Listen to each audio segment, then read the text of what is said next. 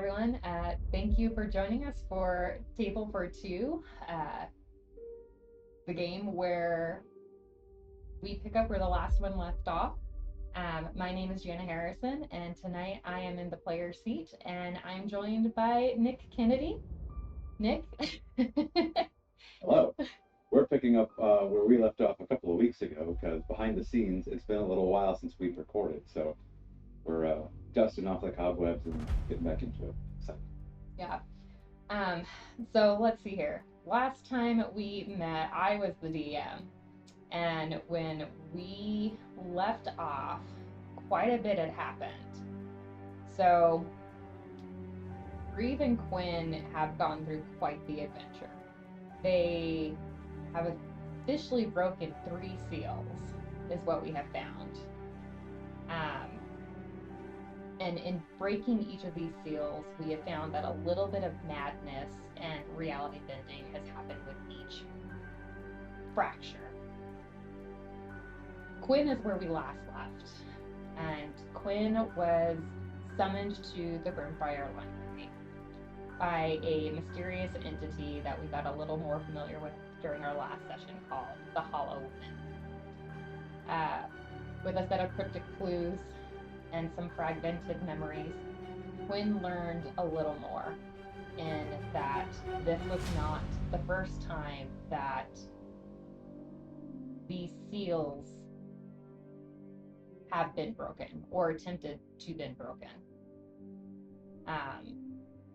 And that the Hollow Woman had actually attempted to break the seals in the past. But Quinn also had found that with each of the seals breaking, that there has been collateral damage. And there seems to be a little bit of residual survivor's guilt, anger, that one of the pieces of collateral was Celine Drake, and that her essence was consumed in breaking that first seal. And Quinn learned a little more that there are at least 2 more seals that need to be broken in order for magic to return to the realm. And Quinn's starting to learn that they're losing a little bit more of themselves with each of the fractures. And it's harder for them to grip reality. And while venturing through the library, they keep having these encounters where they're not sure if it's really a memory of their own, if it's a memory of someone else's. And there was a final vision where they see this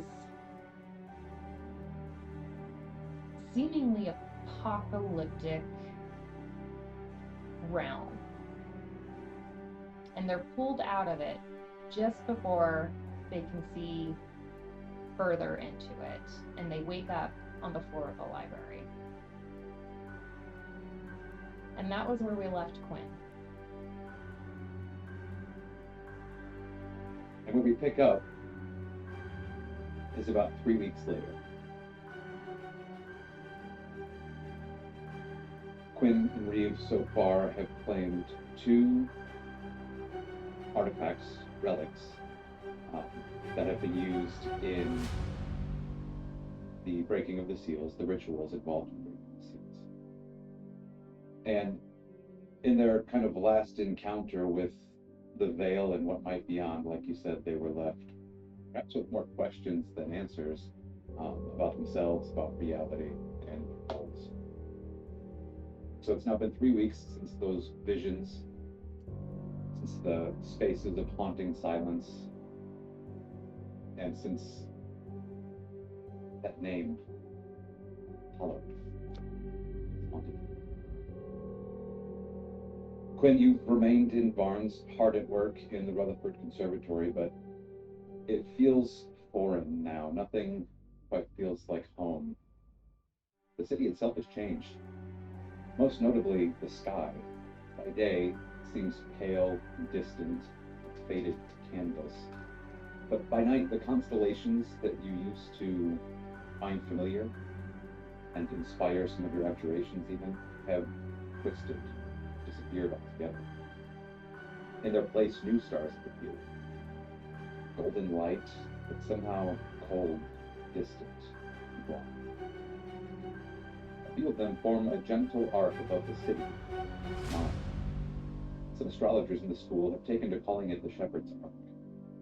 You haven't slept well since the feud. You've spent most of your waking hours buried in the archives of the Rutherford Conservatory, poring through texts with the kind of fervor usually reserved for prophets and madmen.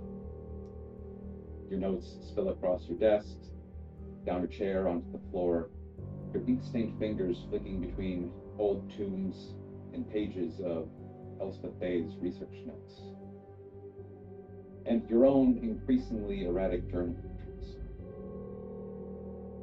You're on the verge of something. There's something just out of reach. Feel that pull in the direction of knowledge. You haven't left the conservatory grounds in 5 or 6 days or so. Meat scraps left over from the staff kitchens, and the rare occasions you do sleep are typically on the floor in a back alcove of the library. And yet you haven't left, despite all this discomfort, because that pull, your instincts tell you you're meant to find something. Here, nearby, waiting.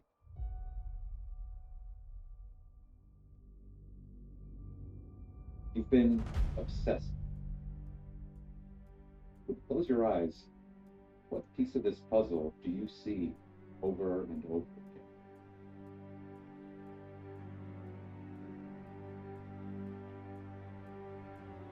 As Quinn closes their eyes and they're poring over their notes and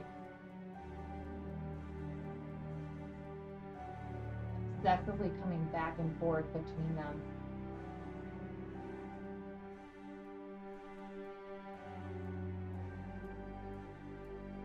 They keep coming to this new constellation. They feel like there's something there. They feel like they've also seen this before, but not in their own notes.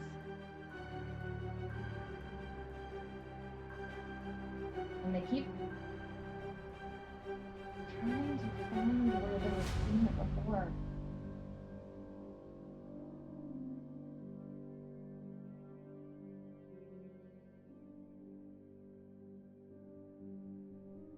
I know I've seen this. Where have I seen this?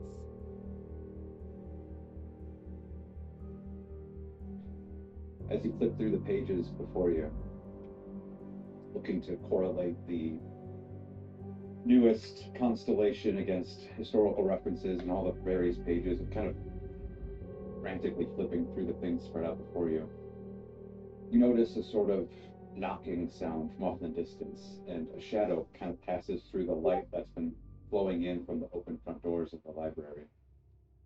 Then you hear footsteps, kind of urgent, frantically rushing back and forth between kind of the main entryway of the library.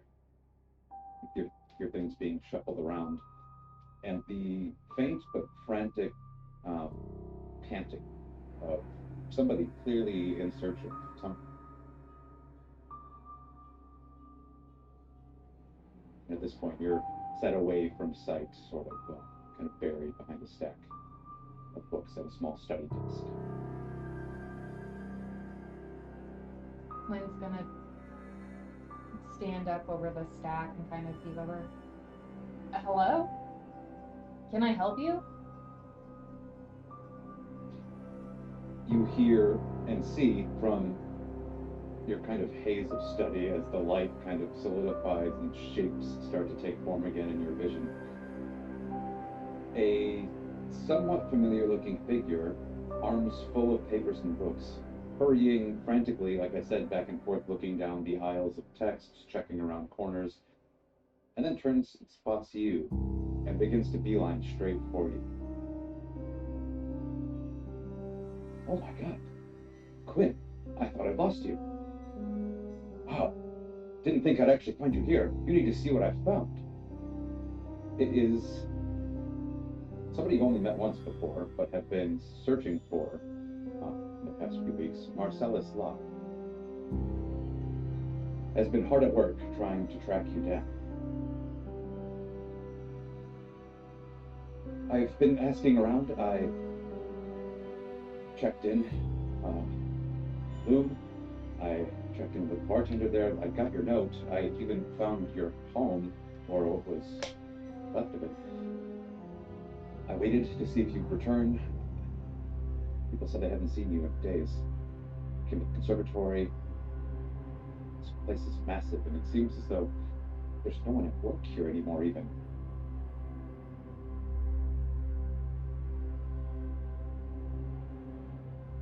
I've spent so much time looking for you that I think I've only realized recently I've been following the wrong threads. You need to see this. And he kind of motions towards the table that you've been working at, kind of asking permission to spread some of his belongings. Yes, of course. And Quinn's gonna scoot some of their notes and the books that they've been researching over to the side.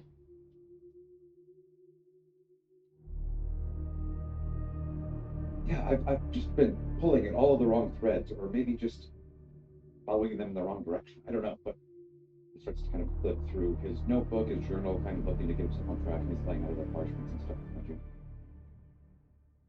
I was looking into the cult, but I've realized it's not just a cult. And it's not just about the shepherd figure either. It's this whole city.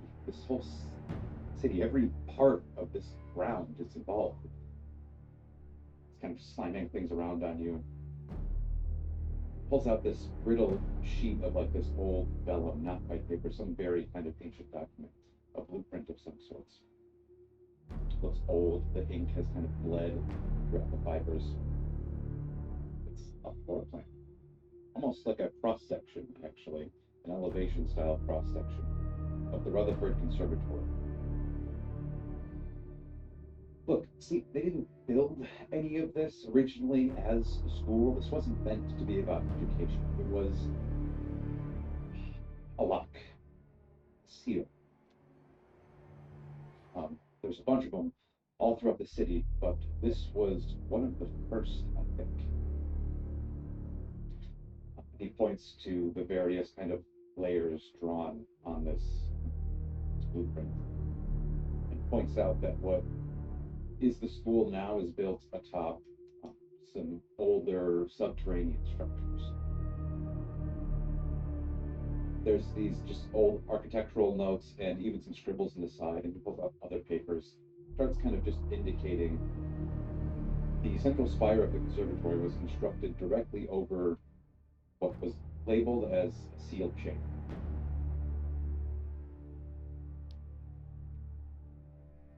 They buried it. They built the school on top of it to, I don't know, I think control the flow.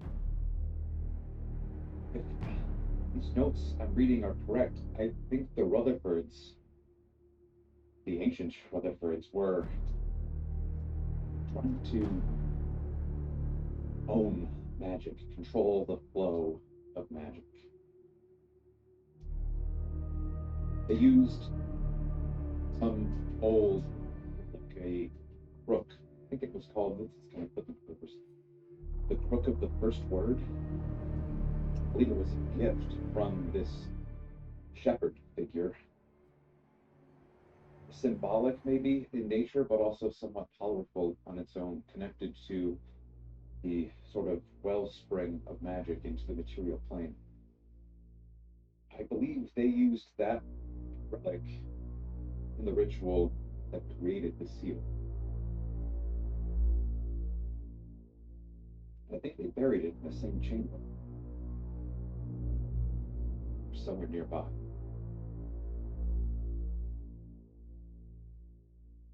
If they sealed away the magic with this thing, I think it must be the only way to unseal it.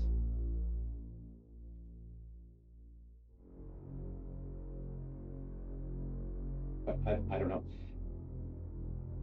These plans could be fake, they could be wrong. Marcellus, Other notes that I've read. I need you to be silent for a moment. Do these tunnels also connect to the ones that we found on the witch's steps? I don't know. Some of them look like they lead off all through beneath the city, but I haven't been able to connect all the pieces of the puzzle or the map yet.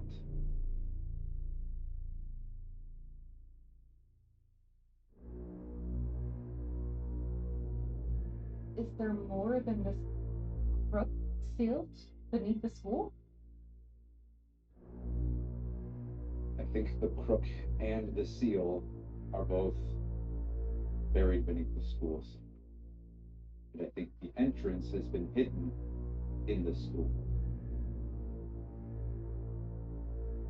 There's notes here that speak of access through the Founders Hall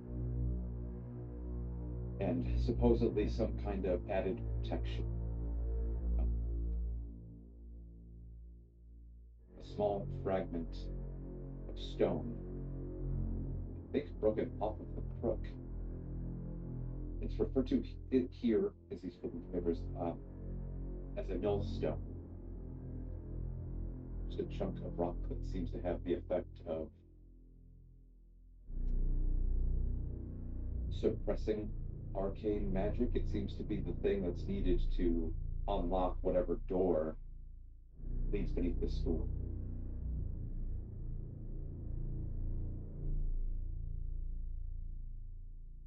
He goes on to describe the stone as just being this odd, like deep onyx color, a small piece, but it seems almost infinitely more dense and heavy than its size should allow. As he describes it, I'd like you to make a history check. Ooh, okay.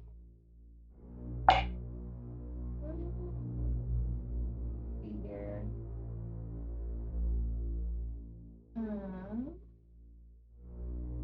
Okay. 21. I'll do. This particular rock suddenly sounds very familiar.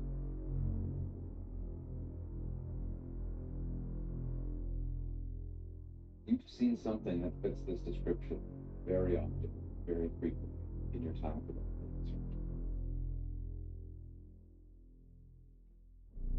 In your last interaction with Elias Dorr, so, sitting atop a stack of papers on a table in front of him, being used almost as a paper. You've seen other times before that doing this exact same job on his desk in his office.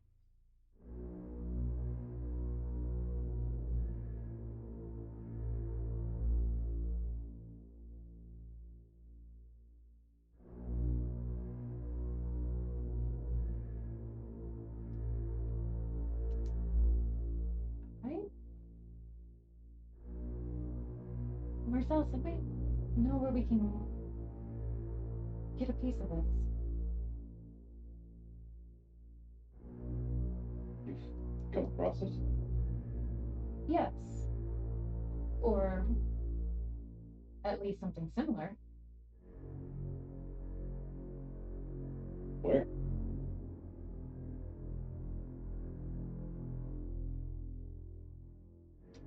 The headmaster?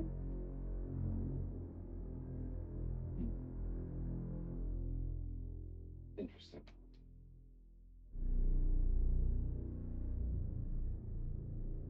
That's not surprising.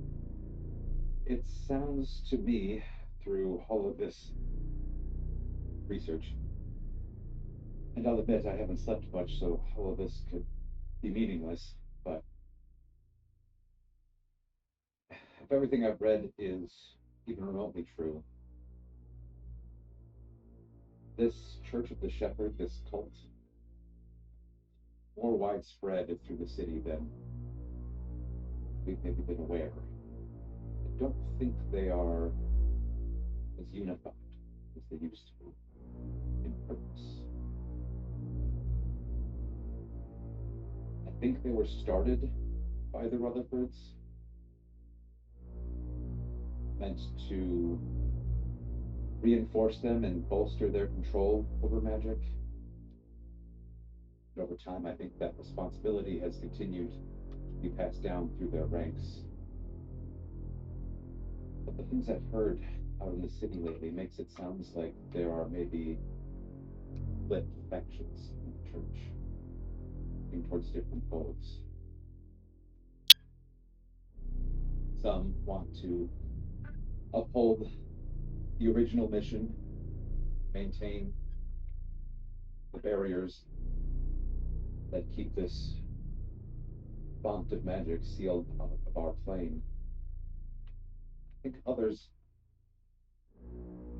have turned to worshiping the font, the shepherd, and wanting to flee. But it stands to reason somebody has been entrusted with the stone, the key that would unlock this vault of sorts.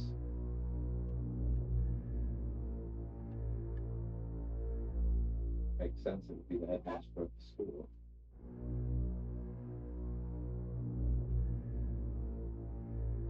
I think they've been watching me for some time. I'm inclined to agree with you. The last interaction I had with the headmaster was eerie. I don't think he's being forthwith with me. And I feel that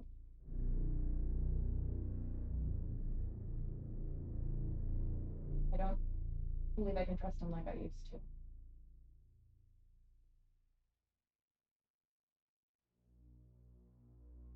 Look, whatever's beneath the conservatory, whatever the Rutherfords tried to keep locked away,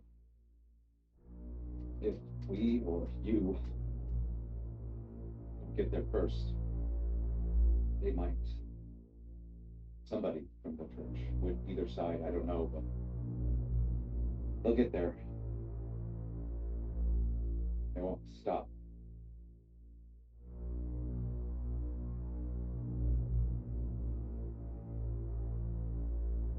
Look, I can't really make any more sense of any of this. You're welcome to look through it all, but I fear time is very much against you.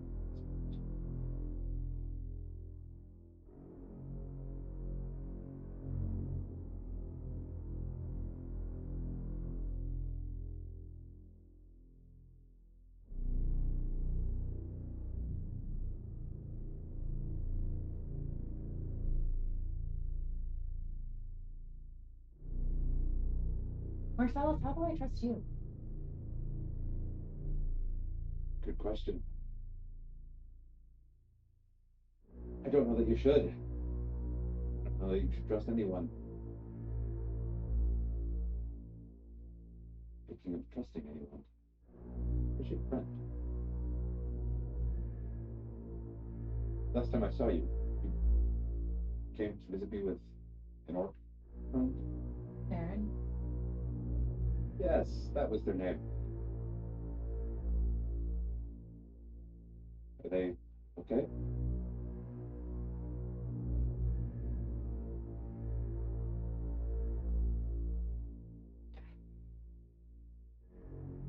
And suddenly Quinn realizes they don't know. They hadn't heard from Marin since for the library.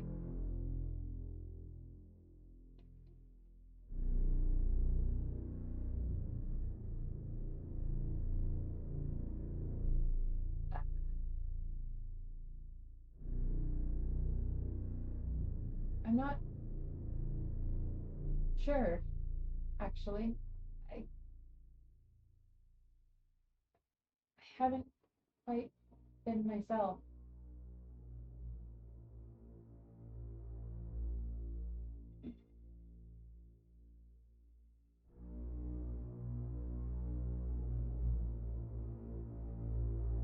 Seems as though This is all taking quite a toll on me.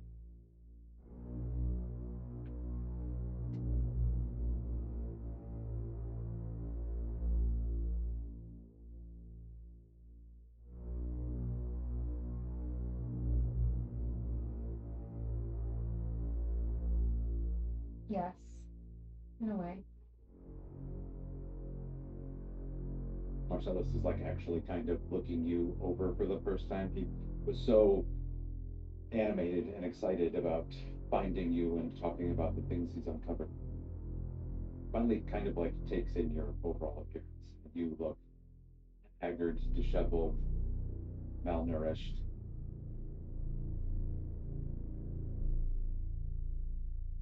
Perhaps we should go find your friend. Maybe get some dinner.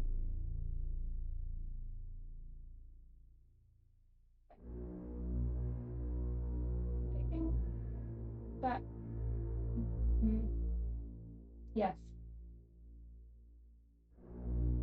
I think that might be helpful.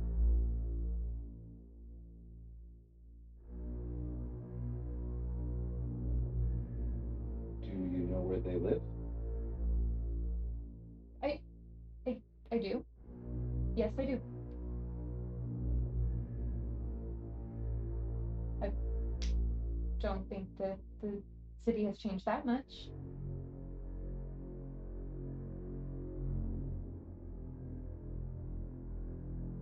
Yes, I can get us there. All right. I'll walk with you.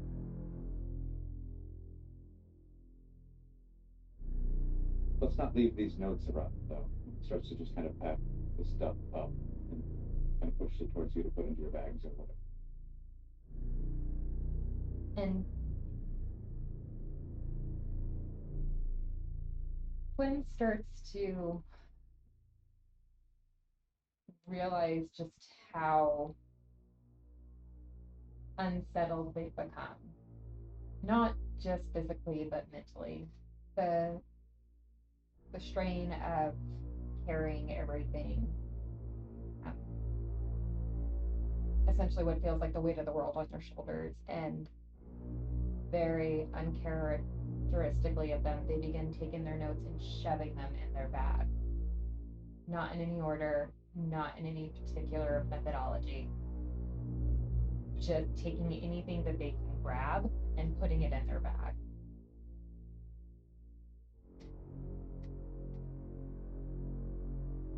Make a charisma saving throw, please.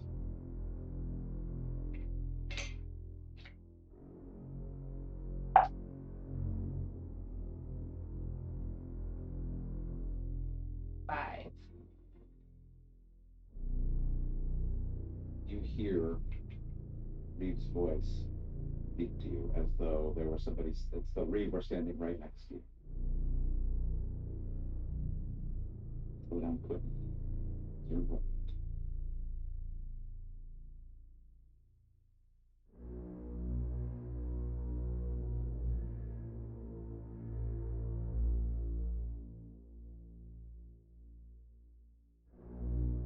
Quinn's gonna pause for a moment. You don't control me.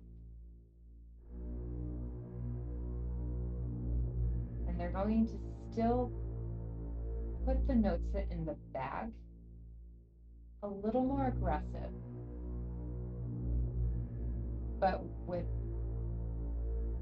order. They are taking time to straighten the notes. But there's anger behind it. Marcellus turns, looks at you over her shoulder a little.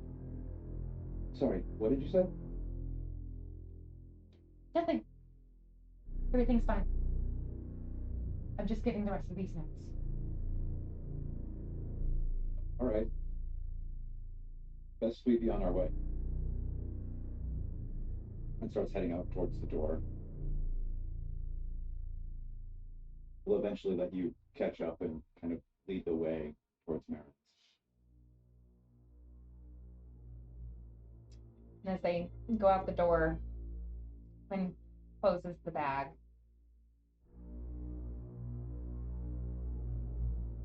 And internally goes to read.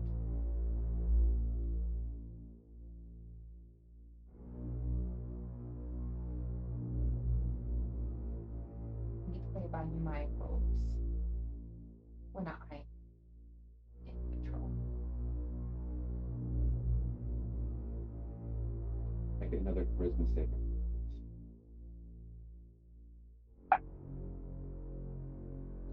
Yeah, 20. Okay. You get this impression of an almost placating smile, the presence of Reeve acquiescing in a gentle way.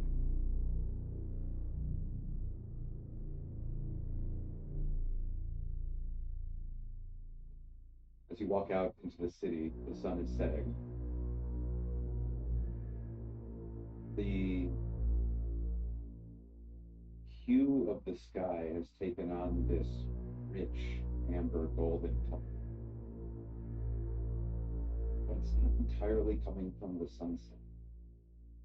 As you look back behind you, walking away from the conservatory, the constellation almost seems to pulse the golden light.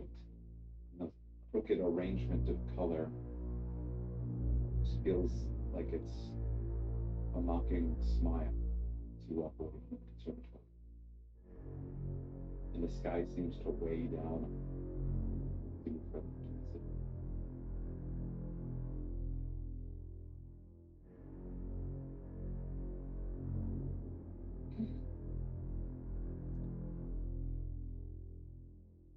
All right.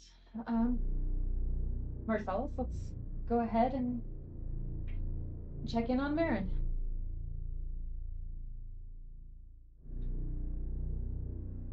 You will, after a brief walk, make it to the front door of the multi-story building that leads to the bar and or the stairs that lead up to Marin's. Bar is empty, as is most of the street traffic, at least in this block in particular. You'll remember Marin's house is not far from the haunted gate and the site of the last seal. You see no traffic going towards or coming through the gate. And the whole part of town just seems to be quiet, dark, not even candles lit in people's homes. It seems as though perhaps people have fled, have disappeared, been lost. The briefest of moments, you feel as though the buildings are moving behind you as you walk towards Marin's front door. You look back, everything stands firmly in its place. You get the sense that there's more going on to the city itself than can be seen.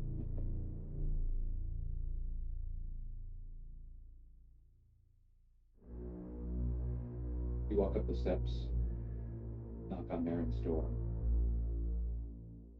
and it pushes open. Just a few inches ago.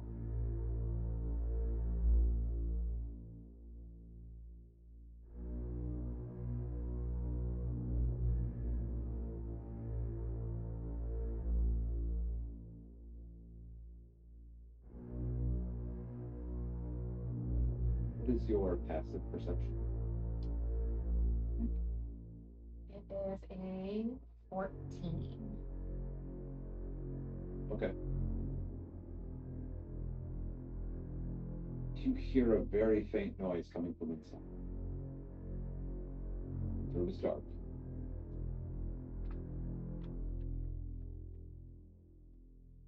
Mm. Okay. Um,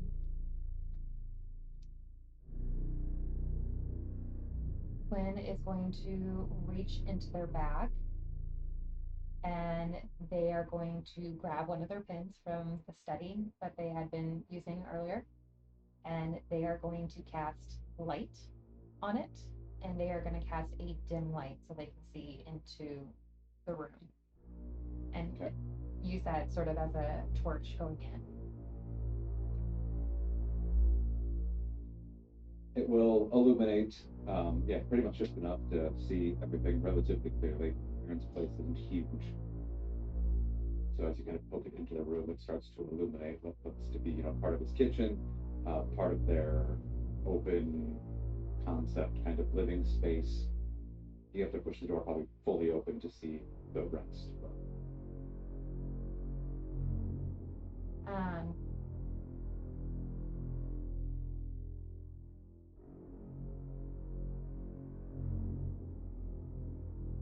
does Quinn see anything like just from that little bit No. that they're able to see? Okay.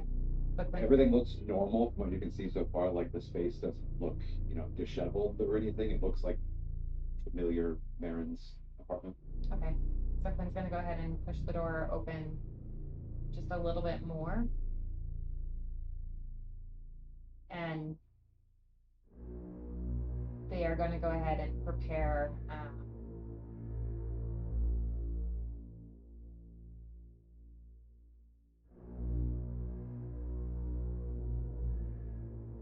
shocking grasp just in case. So they have like little sparks coming from their hands as they start to go in. That little bit of added light, I think, perhaps invigorates you a bit, or at least makes you feel prepared enough to enjoy the rest of the way and survey the full scene. So as you do, you find Marin pretty quickly, unconscious on their couch. You'll notice a small stack of empty bottles on the floor next to you. That faint sound that you heard was Marin snoring. Oh,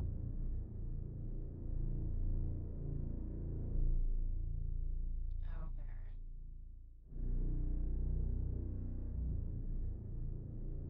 Quinn's going to drop the shocking grasp and walk over and gently shake Marin. Marin. In a very deep sleep.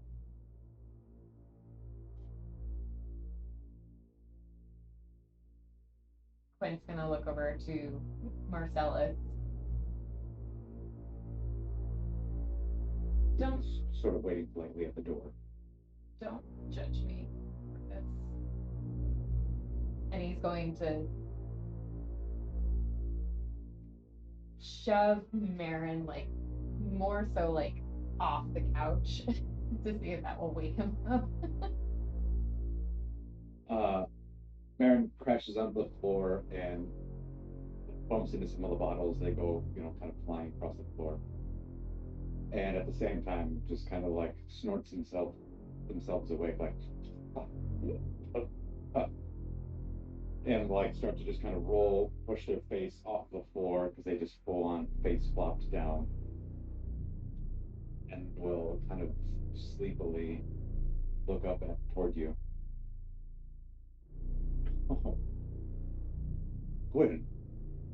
Wait, Quinn? Breathe. Quinn. Quinn. Oh, you've got a sight for sore eyes. What are you doing here?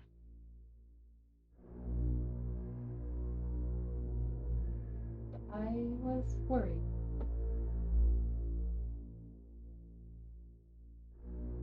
Worried?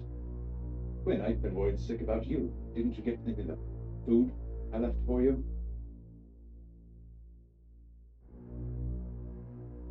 What food?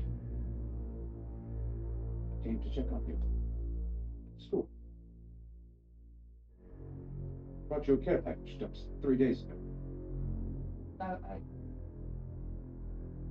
Sorry, I was unaware. You were deep in your studies when I was there, but it was you, not Reed.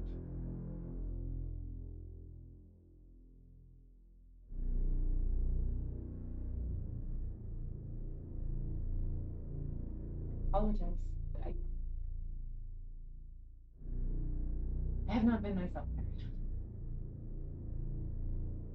It's okay. I know this has probably been an exhausting few weeks for you, and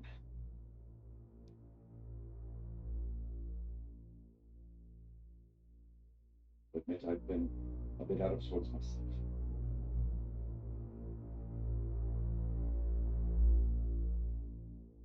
But I see you found Marcellus again. Do we have news? And Quinn's gonna turn toward Marcellus and wave in.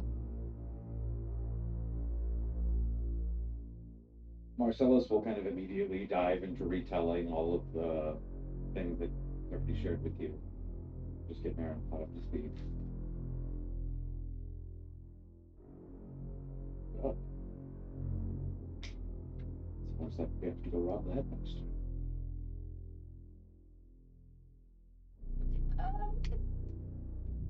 Rob might be a strong word. Borrow, if you'd like. I prefer that.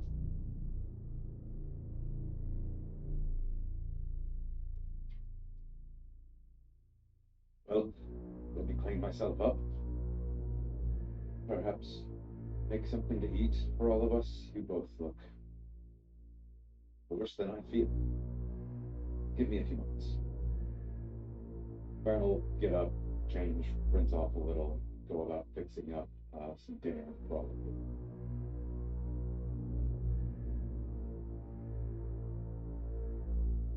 And then after you've all eaten,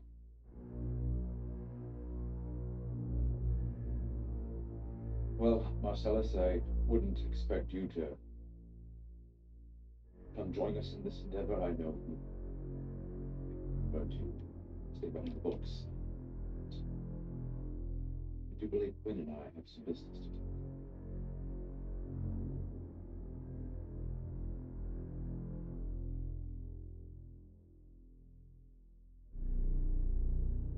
Marcellus will eventually excuse himself. You're right. I'll see if I can find any more information on what might be going on with the city. And then he'll also share his address with you. It's a small apartment in green shade. And just mention that he's going to do his best to stay home and out of the streets and away from whatever craziness is going on.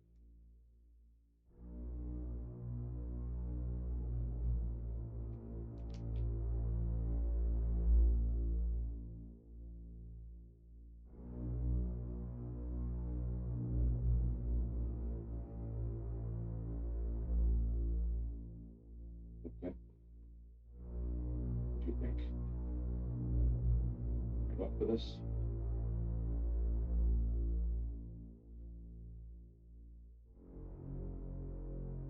To be honest, man, I don't feel like I have a choice anymore. I feel like I'm barely hanging on.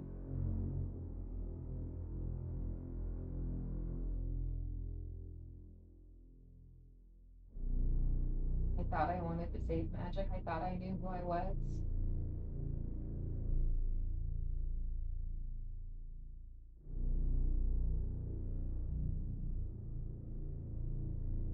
All I found is how truly broken I am.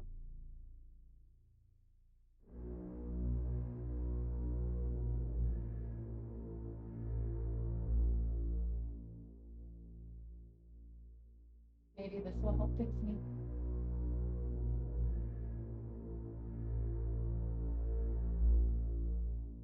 You're not broken.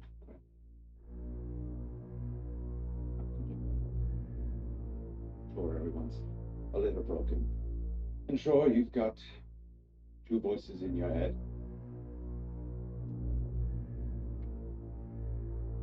That doesn't mean you're broken. You don't need to fix it. You always have a choice.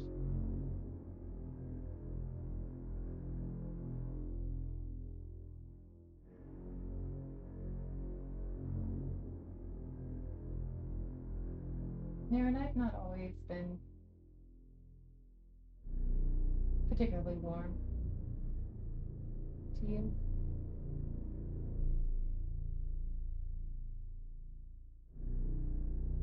And you've given me much more than I've ever given to you.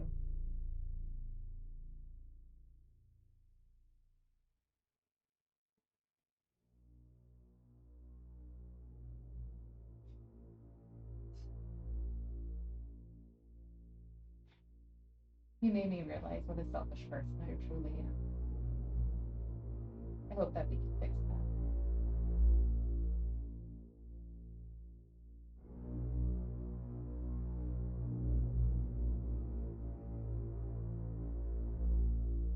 Kindness comes in many forms. I see the kindness you bring into this world. And I'll follow you wherever because of it.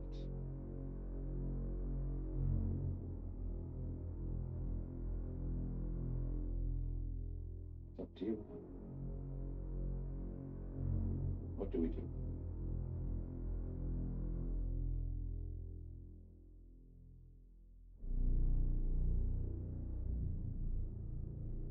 You're a good friend. I hope I can do the same for you. Well, shall we steal a stone? Yes. Let's.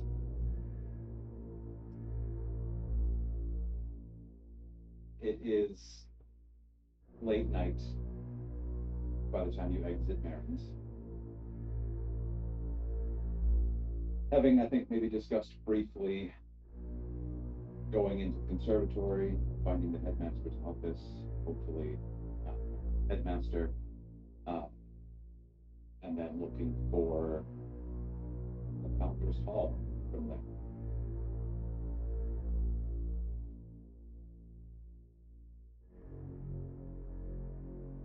It will take a little bit of time to get back over there again, and as you return to that side of town, sun fully set, still a faint golden glow in the air in the sky here. As that crooked line in the sky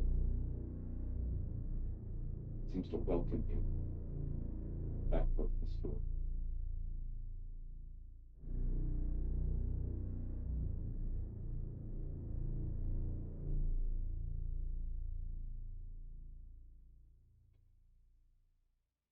As you approach the school grounds,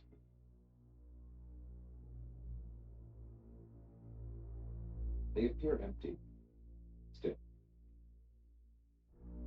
There had been a couple of bodies ambling about the place when you were there earlier, but now that it is this late at night, it seems like well and truly vacant.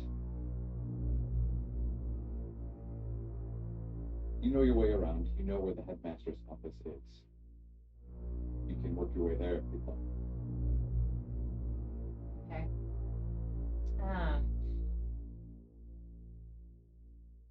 Yeah. Quinn's gonna start working their way there.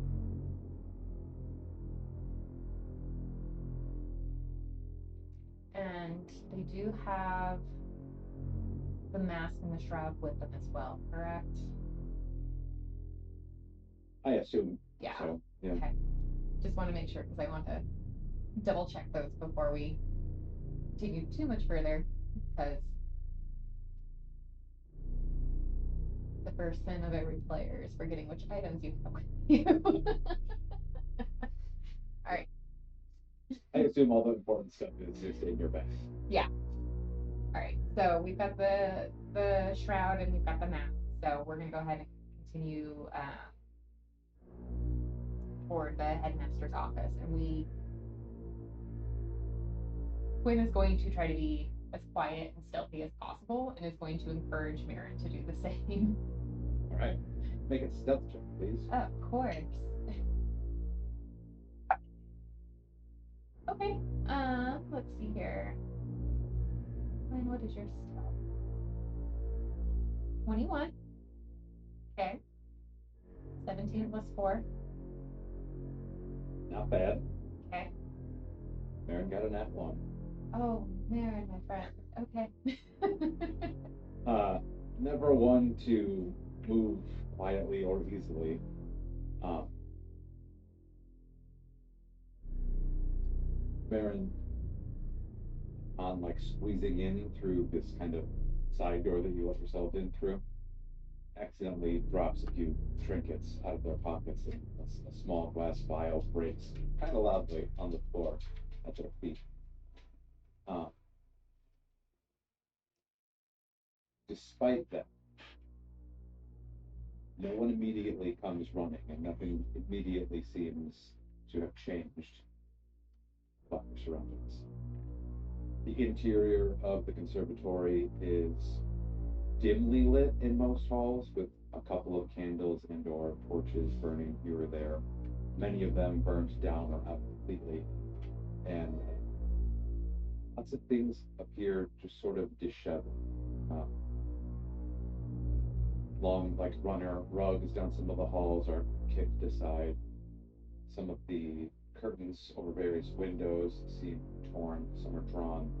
Um, Many doors are just left completely open, ajar. So as you walk down some of the kind of longer halls through offices and classrooms and whatnot, there's just this eerie emptiness and silence through all these doorways. Makes it all rather tense as your very quiet footsteps still kind of echo around you. Um,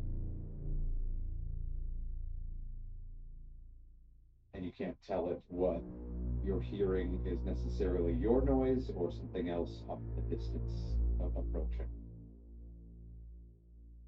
As you turn a corner down another hall, you have a flashback to this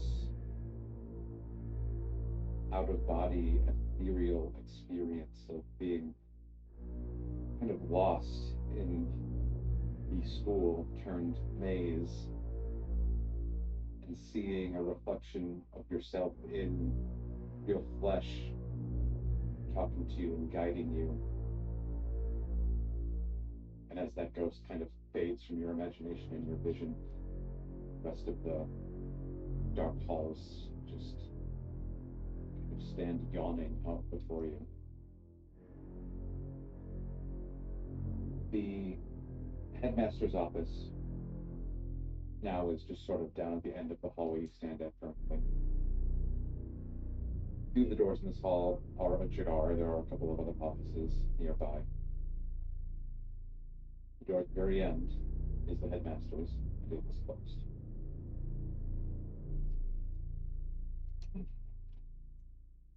Um, we're gonna go ahead and sneak up.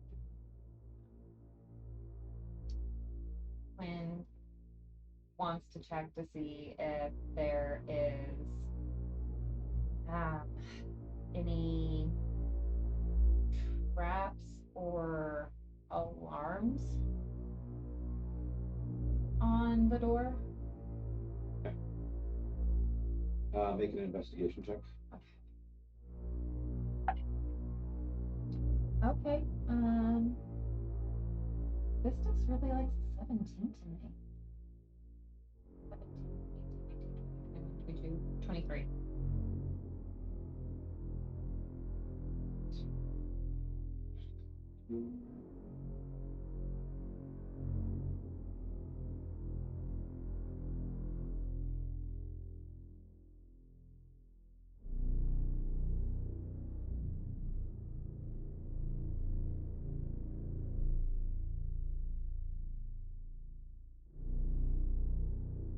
Um, it does not appear to be trapped. You don't notice any obvious mechanisms. It is, however, locked. Okay. Um,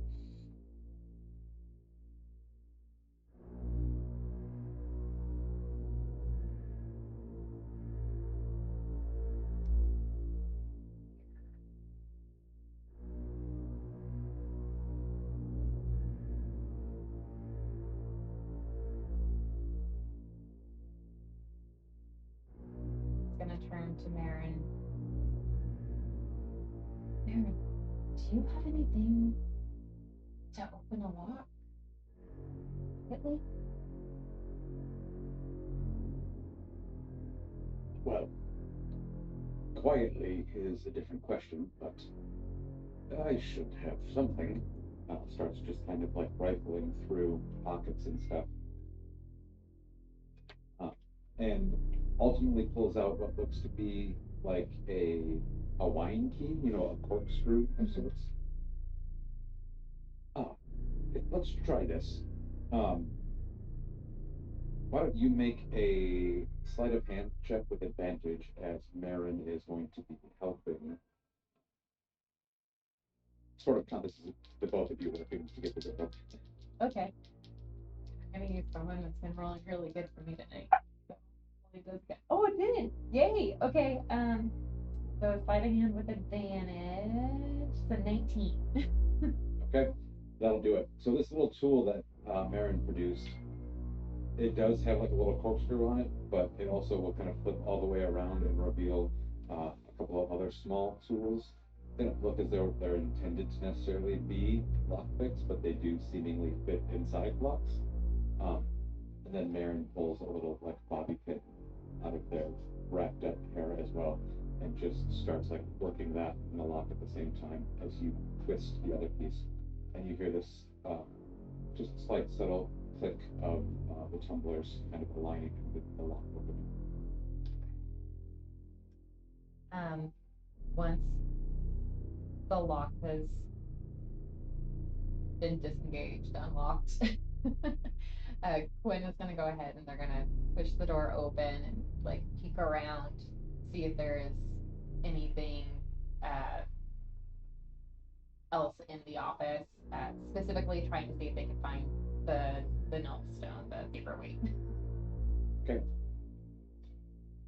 The office is bathed in this light golden glow, which you realize is just kind of I would call it moonlight, but it's not moonlight, it's just the starlight from outside. The back wall of the office is kind of almost ceiling to floor and wall to wall windows. Um,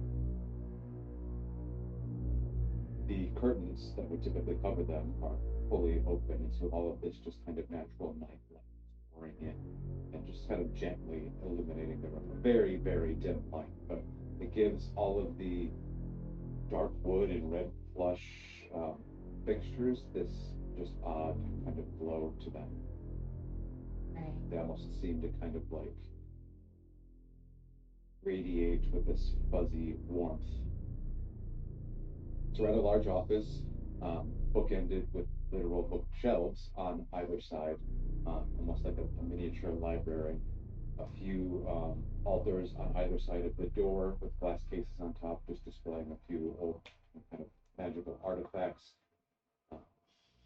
Big, long area rug in the center of the room, and then a large, what looks to be like rich mahogany colored desk, like oversized desk with 4 chairs on one side and then sort of the main seat on the other side with its back to the windows.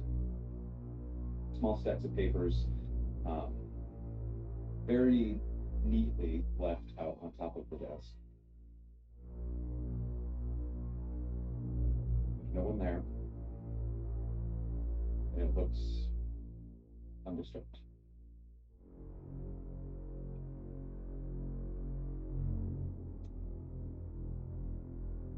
Okay. So Quinn's gonna motion Marin to come inside and then gently close the door behind them. Um,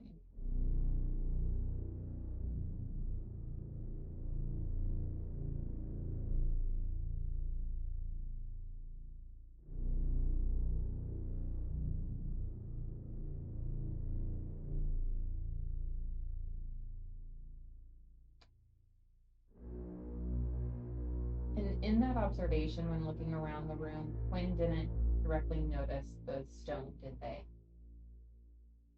No. Okay. But if you'd like to make an investigation check. Okay.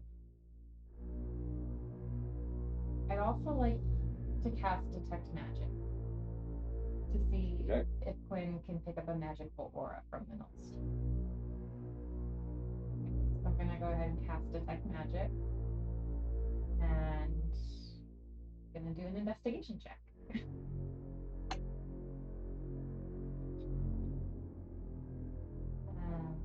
Detect Magic. For the duration, you can sense the presence of magical effects within 30 feet of yourself. You can sense such effects. You can take the magic action to see faint aura around any visible creature or object in the area that bears magic. And if an effect has been created by a spell, you learn the spell's school of magic. The spell is blocked by 1 foot of stone, dirt, or wood, 1 inch of metal, or a thin sheet of lead. So what you will notice is, well, there's a couple of things. The items in the glass cases on either side of the door are like radiating magical energy. But there is another source inside the desk. Almost like on one, it seems as though it's coming from the, what would be like the back wall of the desk, the side that's facing you currently. There's some kind of ward placed there. Okay. And on that investigation, it was a 22. 16 plus 6, right? That math out. Yeah. Okay. Looking over at the desk and seeing that ward, when it's going to go ahead, they're going to go over to the desk.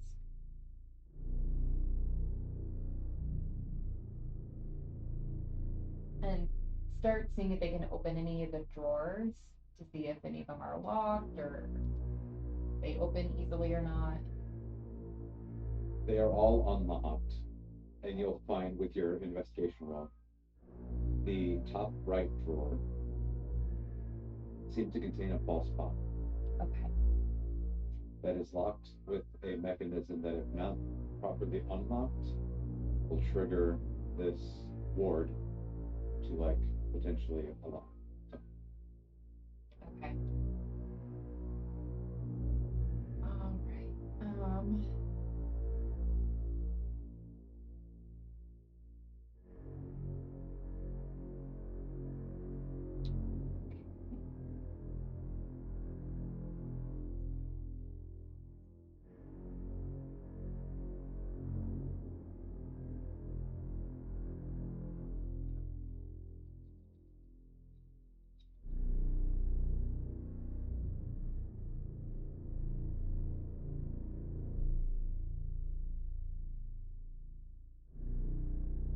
When we leveled up last time, Quinn took Dispel Magic.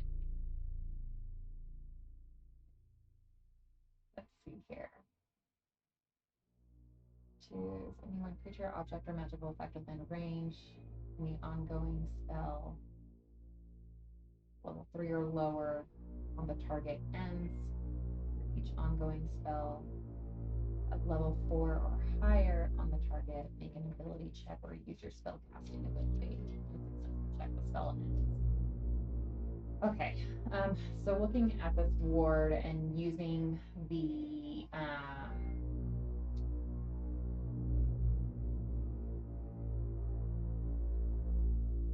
Detect Magic, can I tell like any more details about how I need to disarm it or what would set off the alarm? It seems like there needs to be a sequence of inserting something small into 2 or 3 various holes next to the actual where there's a little lock. There's like a little depression basically in the drum. You have to like slide a piece of wood to the side to reveal the keyhole that would unlock the false bottom. But next to that are what look to be like maybe it's just been pinholes, but you gather need to be manipulated in the right order to deactivate the port before. Okay.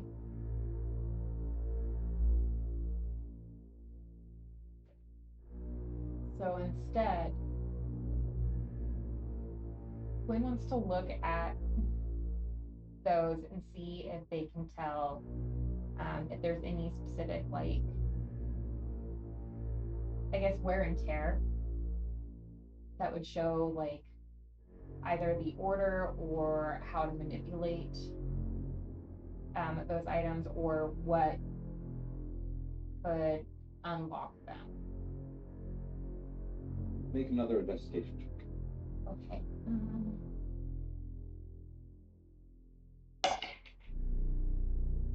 Okay, that's going to be a 19. Okay. Yeah, so there are what look to be like 3 little pinholes. Only 2 of them seem to have what looks to be like a little wear around the opening, like the wood itself has been rubbed against repeatedly. Okay.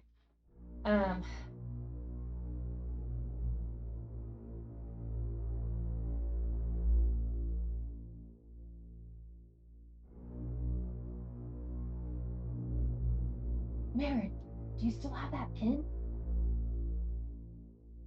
Yeah. Yeah. All right. And Quinn's gonna try to put the pin in there and see if they can manipulate it. Okay. It does fit into the hole pretty easily. Okay.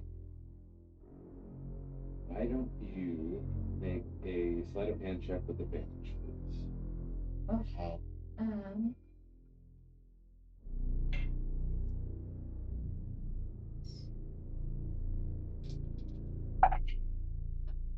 Nat 20. Okay. So this is a little bit of a wild guess, but you picked the left hole to try to slide a pin into first, and you feel a slight click as you find like pressure and then release as something moves. Then same thing for the hole just to the right of that one. Click and release. And you feel that arcane energy, the back of the drawer, somewhere behind, the drawer of the desk wall, fades away.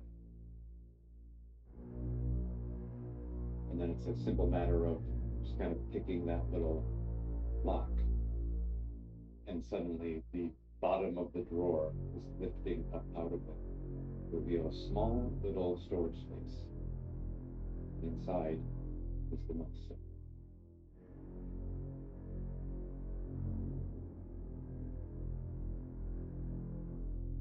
All right, Marin. And Quinn's gonna reach in and get the null stone. We seem to have it. Let's get out of here. And they're gonna put it in their bag.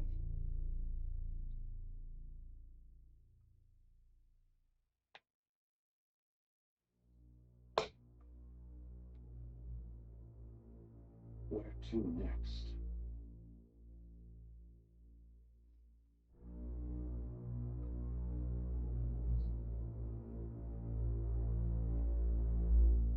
Well,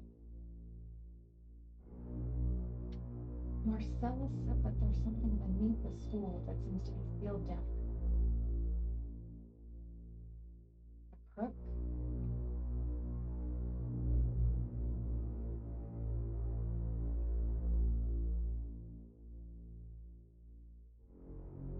You told where the entrance is?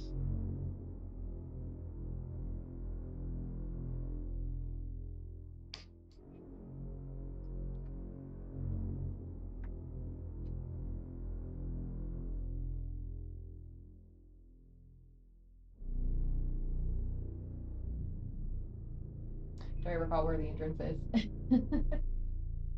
Marcellus mentioned that he read the notes that there might have been something about an entryway in the Founders Hall.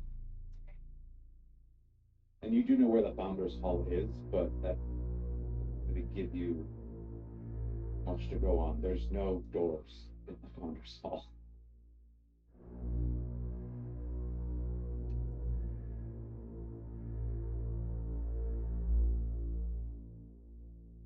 It's more of a vague clue.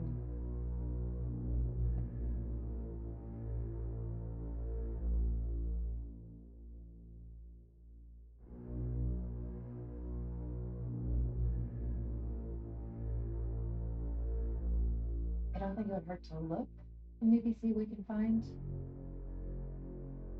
But I don't know if we'll be able to actually find the entry tonight. It's hard to look.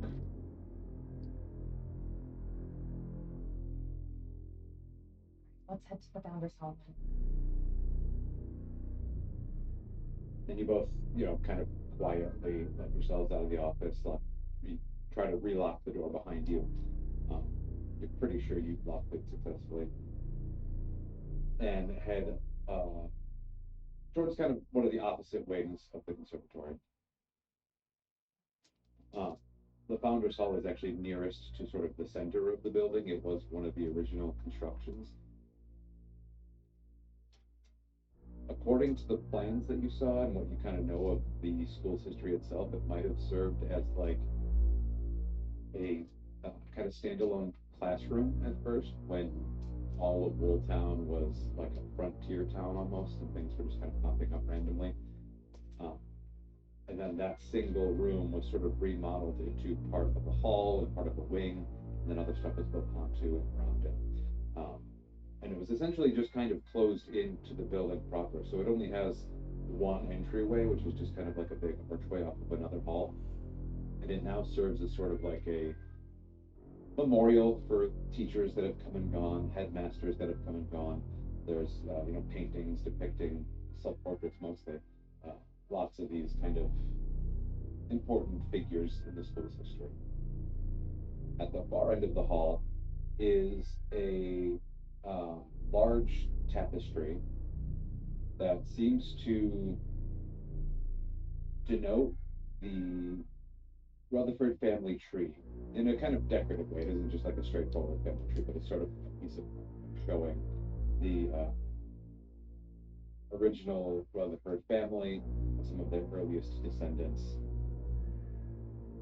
kind of going about teaching and going about building schools, kinds of things.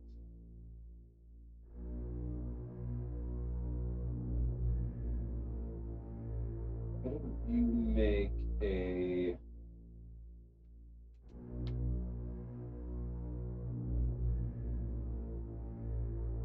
I'll let you choose. Investigation or I'm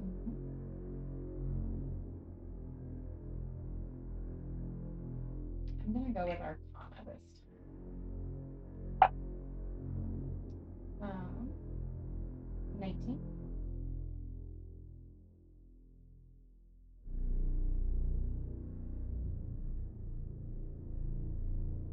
as you walk the length of the hall, it's not particularly long necessarily, but the closer you get to the far wall that is covered in the tapestry, the more you get a sense that there is not really a wall behind that tapestry. There's something magical behind it. And would my detect magic still be keying into something? It should be. What's the duration? 10 minutes, so maybe not. Yeah, we're still in about 10 minutes. Okay. Yeah, and this is probably invigorating the feeling a little bit also, just getting a really strong sense that there is some kind of abjuration magic at work behind that tapestry. Okay. So Quinn's going to go ahead and they're going to approach the wall that has the tapestry and they're gonna move the tapestry aside or like go behind it. I imagine it's like one of those really large ones, like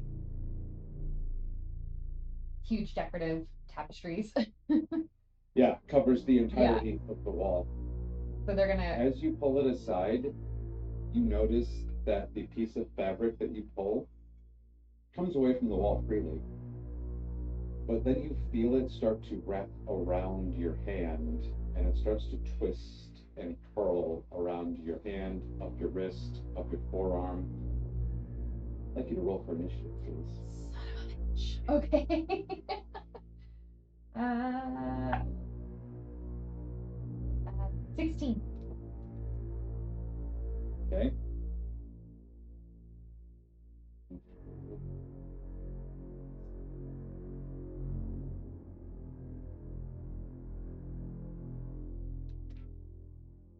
Oh,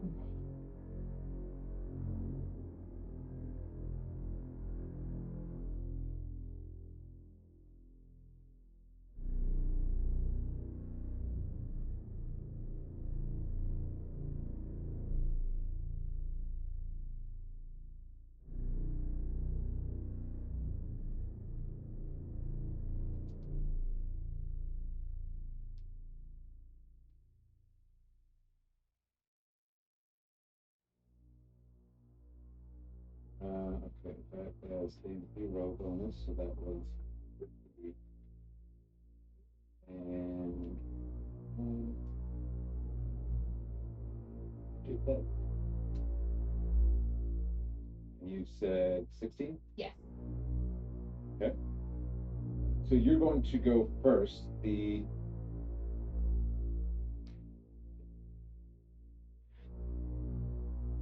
tapestry itself seems to kind of be coming alive, starting to wrap itself around you. What would you like to do? Okay. Well, since it's starting to wrap itself around me, I kind of have it in my hand, right? Mm-hmm. I'm gonna go ahead and use shock and grasp on it. Okay. All right, and that's gonna be a 19 to hit. That will hit. Go Okay. ahead and roll damage. Okay. Oh man.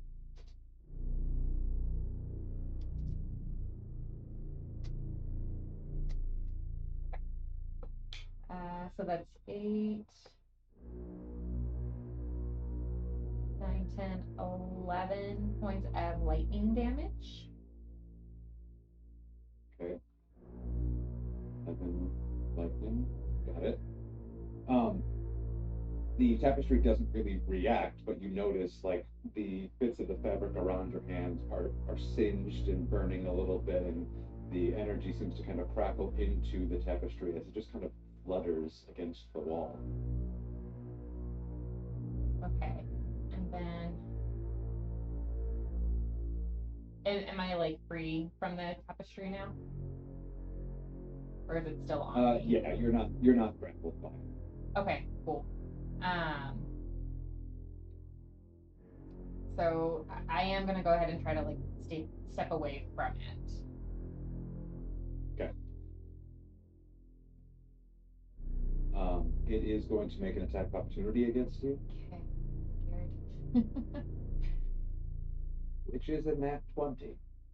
Fuck. Okay. All right. Here. That's just 10 points of bludgeoning damage as the other end of the tapestry kind of comes flapping over from the far end of the wall and slaps you in the face as you're backing away from it. Only 10 against a wizard. Yeah, okay, good point. No, it's good. It's good. It's fine. Everything's fine. Okay. Let's see here.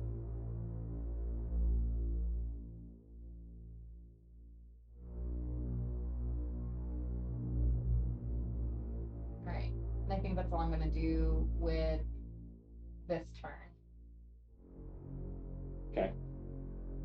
Yeah, that's gonna be it.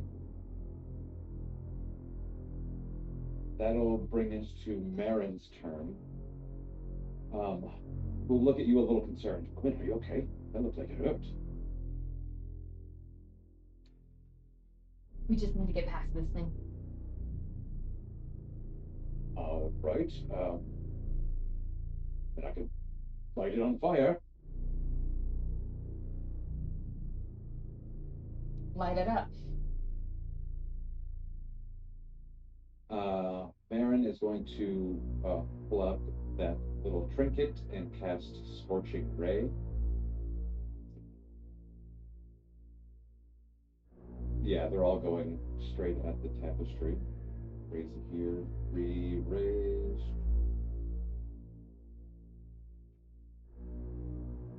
That is a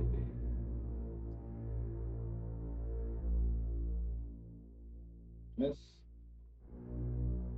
That's a miss. And that's a miss. Marin is trying to kind of back away and pull you back a little bit further also, while trying to kind of shoot these rays at the tapestry. It's a big target. It should be hard to miss, except that it is reacting, flapping, back and forth out of the way. So all three of the shots just kind of splash against the wall behind it before it kind of flutters back down to place. That will make it the tapestry's turn.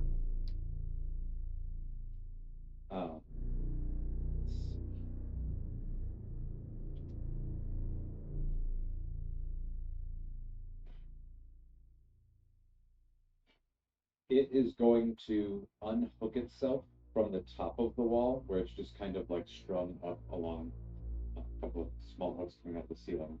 And instead of like falling to the floor completely, you'll notice it almost kind of like becomes rigid and stands tall, and it starts to kind of like shuffle toward you. Picture the flying carpet from. Yeah, that's what I was thinking. No, it's okay. It's basically doing that, and it's walking towards you. But it's just massive. It takes up, the whole width of the hall, and the room is suddenly kind of getting smaller as it approaches towards you. It is going to use its Threads of Judgment ability. I need Quinn to make a Wisdom saving throw. Actually, sorry, this should be a Dexterity saving throw. Okay. 12.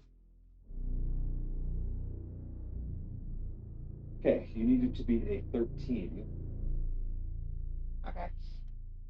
Yeah, sorry, I don't mean to rub that in, but you just barely fail. So as you're both kind of backing away from the tapestry, it suddenly, its right side kind of flashes out closer toward you.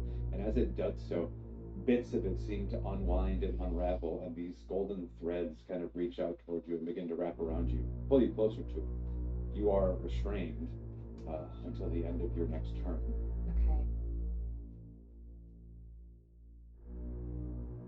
Okay. That's all it can do this turn, so that will bring us back to you. All right, and since I am restrained, that means I can't move. I guess we're gonna shock and grasp again. Okay. All right. Oh, and that ain't gonna do nothing. Why? It betrayed me. That's gonna be an 8. Okay.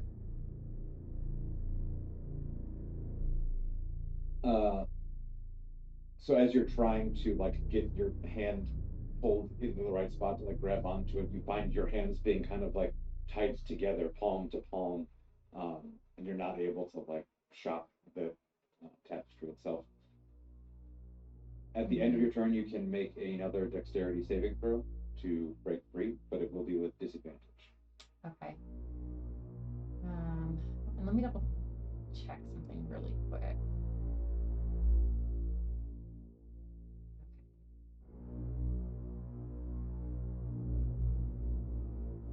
All right.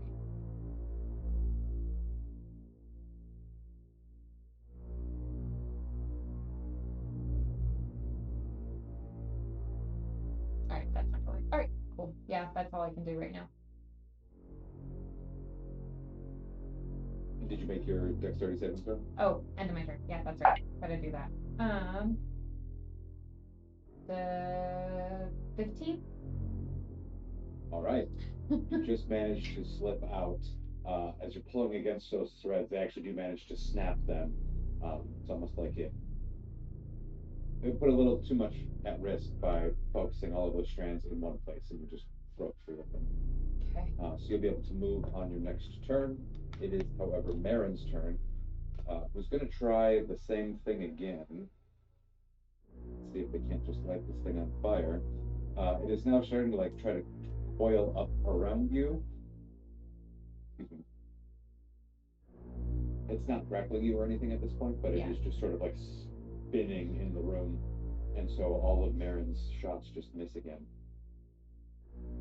Okay. To bring us back to the armor, which this time is just going to make a couple of attacks against you, or one against you and one against Marin. The first one against you is going to be a 10 for your armor class. Ooh, okay, so that'll just barely miss. Okay, so you are kind of ducking over to the side of the wall as this big, mass of fabric comes flapping past you. The other one is also going to miss Marin. Yeah, 15. Yep, that one misses Marin too, which will bring us back to your turn. Okay. So this time Quinn is going to go ahead and they are going to cast Mage Armor. And they're also going to use their bonus action to use Arcane Ward. Okay. Let me make sure I remember how to do this correctly. So when you cast an abjuration spell with a spell slot, you can simultaneously use a strand of the spell's magic to create a magical word on yourself that lasts until you finish a long rest. And as a bonus action, you can expend a spell slot, and the ward regains HP equal to twice the level of the spell slot expended. So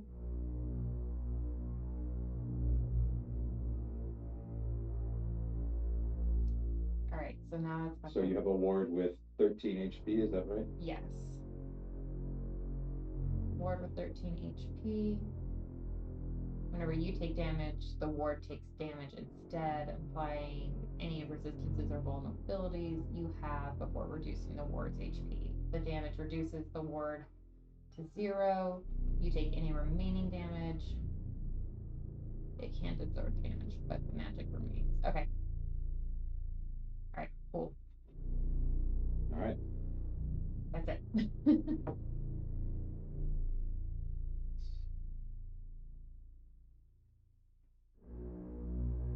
Okay. That'll bring us back to Marin. Here.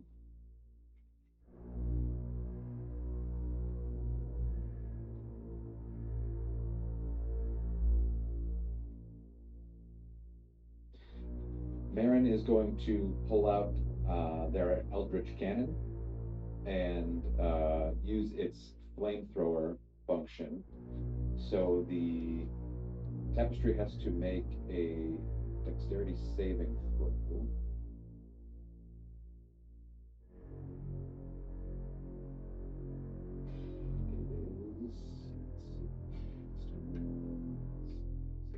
Okay, it got a 12 to Marin's 14, so it fails, and it takes 2d8 damage.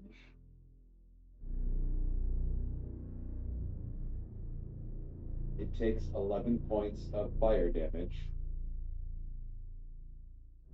as Marin catches it full on with a blast of flamethrower, and suddenly half of the tapestry is ablaze. And it looks like more of it is going to catch on fire if something doesn't put it out. In retaliation, the tapestry is going to make 2 attacks against Marin. The first one is going to hit, and the second is a miss. So Marin takes 5 bludgeoning damage. They are slapped by this thing. And that'll bring us back to Quinn. Okay. So Quinn seeing the effect of the cannon against the tapestry, they're gonna go ahead and cast Chromatic Orb with fire damage, and we're gonna do it at 2nd level. Okay. All right, and that's gonna be a 20 to hit. That hits. Okay, not a nat 20, but a 20. All right, so 7, 8, 9, 10, 11.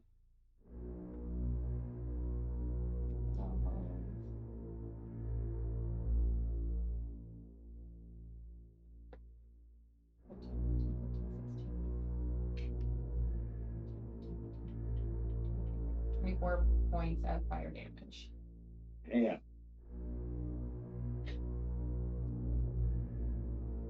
That'll do it all right.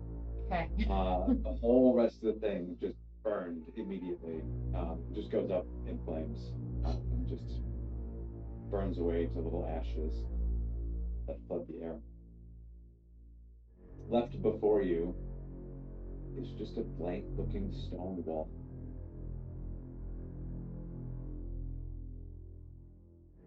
With what appears to be one small slight imperfection in almost the very center of the wall. A little indentation in the stone. Quinn's gonna look over at it.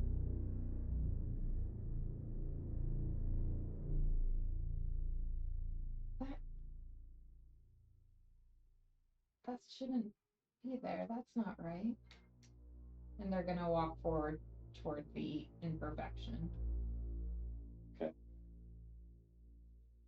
As you get a slightly closer look, you recognize that it is pretty much the exact same size and roughly similar shape to at least one face of the nullstone. There's this kind of large protrusion on one side of the stone that looks like it will slot right into that socket. And Quinn's gonna take the stone out of their bag and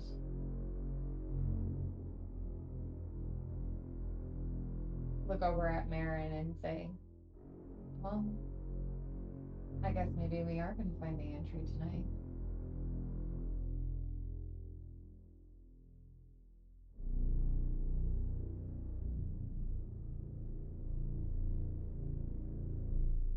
Let's check it out. And they're going to match the nullstone's face with the indentation and push them together. Okay. And it does just kind of like slot in just one piece of it, and that seems to be all it takes. There's suddenly this like thrum of arcane energy that kind of emanates out from the stone into the wall. And the wall itself suddenly seems to kind of dissolve into nothingness.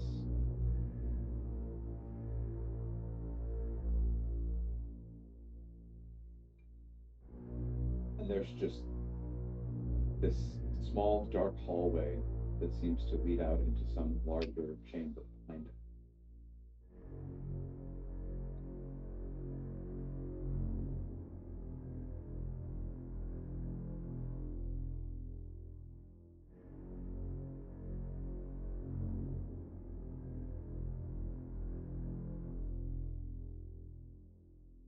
Well, Marin, do we continue forward or? Let's do it. Okay.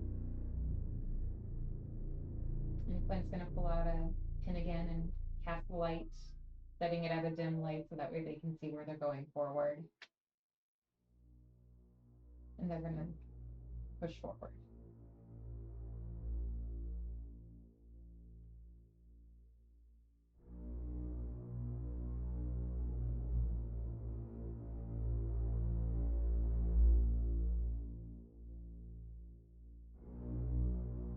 walk through a short, tight hall of smooth, polished stone. You exit into a large circular chamber, 20, 30-foot high ceiling, polished what looks like obsidian stone all along the walls, and possibly even the floor. It's hard to tell what the floor is made of, but in the center of the floor, there's a shallow depression. It's kind of spans a large section of this circular floor. Engraved in this depression is a familiar symbol, a pattern, large, almost 6 feet in length or so. It looks to be a carving of a shepherd's crook.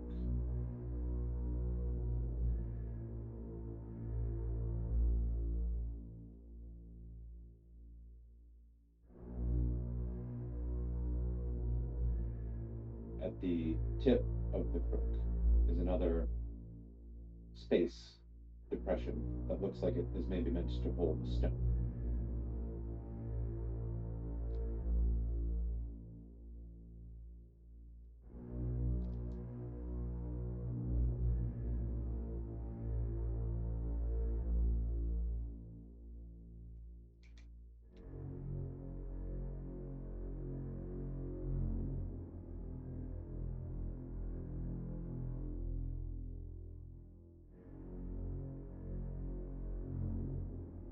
As Quinn looks around this room and starts approaching the space for the stone, they're going to quietly turn inward.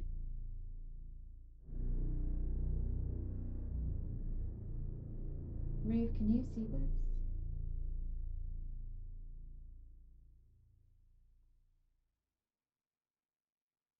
Yes.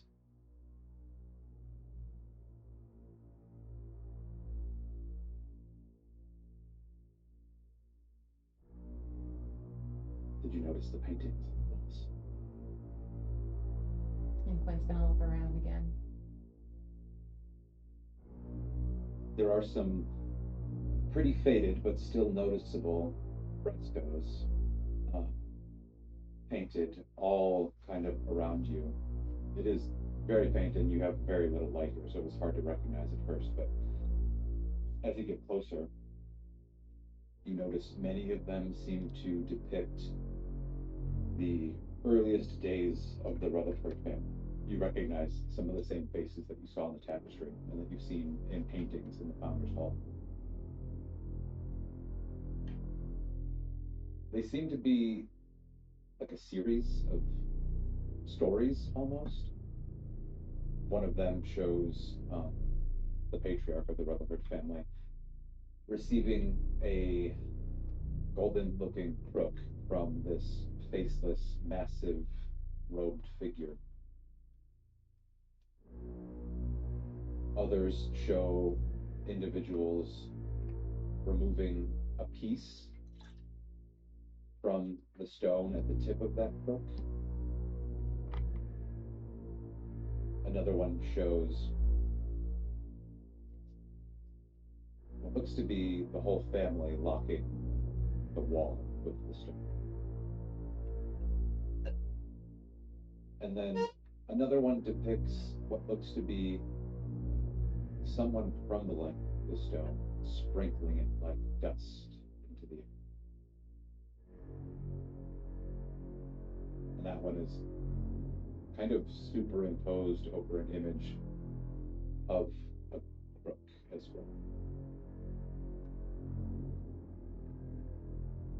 Almost like it was deliberately painted over the previous just image of that shape.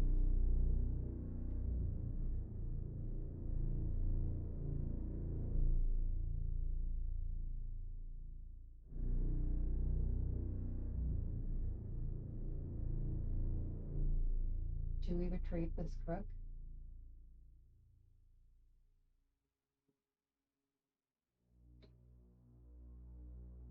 I think we need to.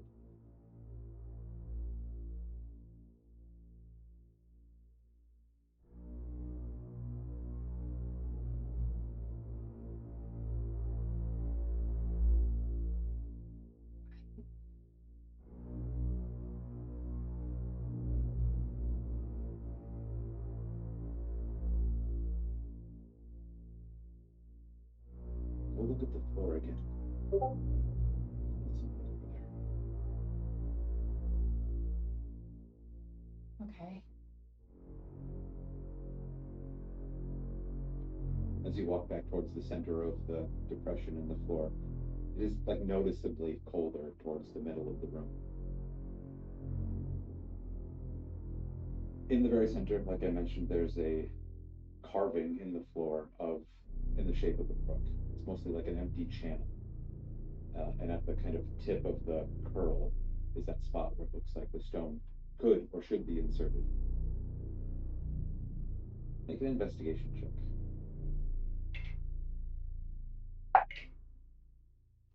Mhm.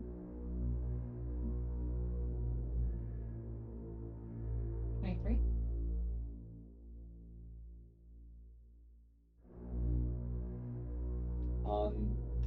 In a few spots around this carving in the stone, this channel that is the shape of the crook, you notice there is fine dust kind of accumulated in small spots on either side of the channel, kind of almost tracing the outline of the channel. But it's faint. You have to like get real close and almost kind of feel it to tell that there's dust there. You can't really see it at a glance. It strikes you as odd because the whole rest of the space is almost immaculately clean. Old and faded for sure, but it's not like it's covered in dust or spider webs. It's almost as though it's been kind of hermetically sealed for however long it's been there. This dust makes you think of that painting of the rock being ground into dust and cast into the air.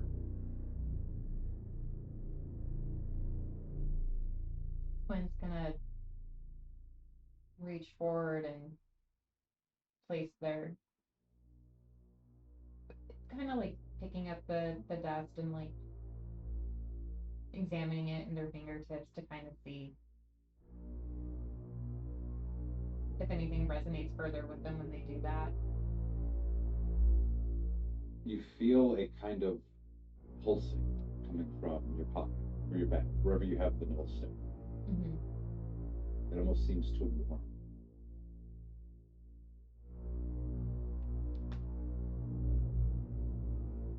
Quinn's gonna pull the stone out of the bag.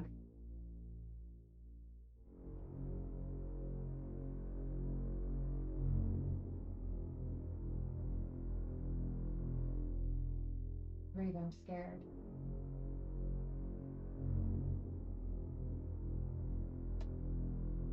I don't trust the hollowed woman. But her warnings.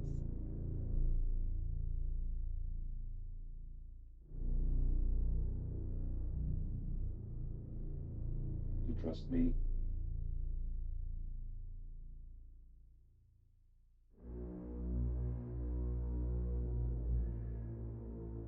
I don't know.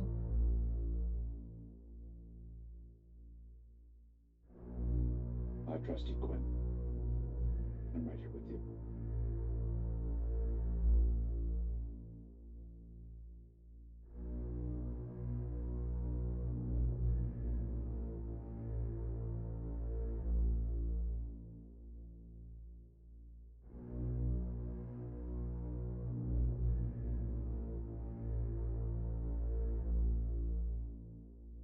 Quinn's gonna turn around, look to see where Marin is in the room. Marin is just kind of wandering a little bit back and forth, looking at the various paintings on the wall.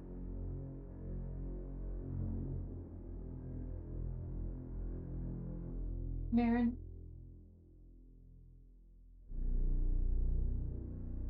I'm gonna do something and I don't know what'll happen.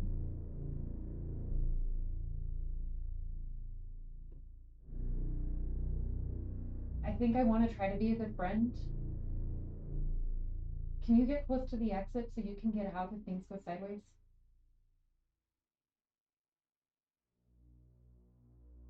Sure, Quinn, but yeah, sure. I'm not leaving you, but it'll make you feel better. Just, if this gets bad, bad? Tell Marcellus what happened.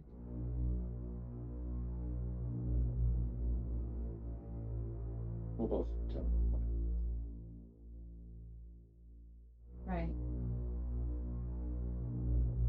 And then once Marin is close to the exit way or where they come in for him, Quinn's gonna put the millstone in the void divot area. Okay. It kind of hums. It gives that pulse of warmth again as you place it. It doesn't quite fully fit in that hole. It's almost like it's not the right shape. And you feel this like pulse of energy that seems to almost trace the shape of the crook indentation, the channels of the crook in the floor, before it just kind of dissipates, peters out. You feel like it wants more. More space needs to be covered. Okay.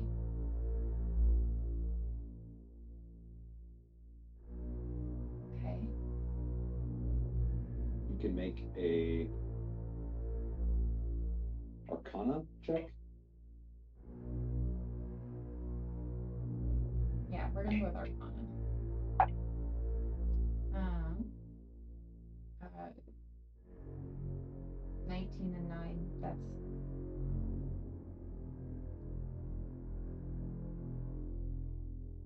28.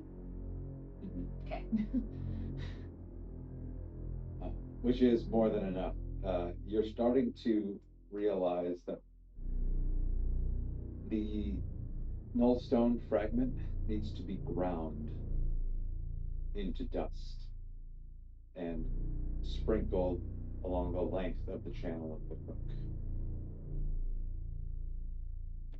Okay.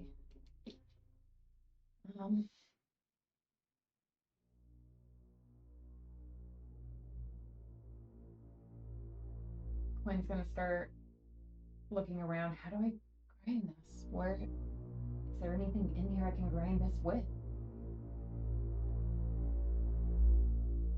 And you'll notice the room is mostly like barren, basically. There's no fixtures, there's no current, there's no tools left around, there's nothing. You don't even see another door.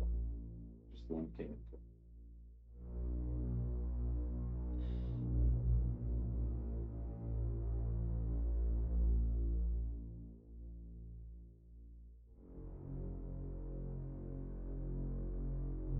They're gonna kind of slump their shoulders. Marin, do you have any tools to grind stone with you? Yeah. You need one? Yeah, I do. No, of course I do. Starts going through, all the various pockets and stuff on them. Walks over to you, hands you a little contraption. All right. How do I use this? Oh, just put it in the box, close the lid, turn the crank. And Quinn's gonna go follow through and do the motions, start turning the crank. As you do, immediately out of the bottom of the box comes a little fine powder. Oh, okay. And kind of like how they chalk the football fields, Quinn's gonna start Yeah. following the crook with the box that they're grinding it. So it'll take a little bit of time, and you gotta really kind of keep cranking this tiny little handle, but it'll just keep powderizing that rock inside. And right about the time you hear the last couple of hand turns, the sound changes from this deep crunching to just a winding of gears. Suddenly, kind of the dust runs out. And that's also when you just kind of finished at the very end of the bottom of the length of the step itself. As you get to that point, you feel this thrumming of energy in the floor that you hadn't realized had been there the whole time. You notice it now because it suddenly disappears, and the floor shifts and begins to lower in space. So you've activated a lift. The entire floor begins to just sink down into the ground. The paintings on the walls just kind of rise up out of your view. The exit rises up out of your view as you're sinking down straight into the earth.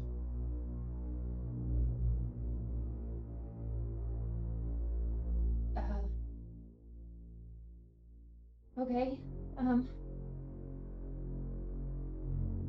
What do we do next? What do we do next? In your head, you hear, "This is the deep end, Quinn. Just keep swimming."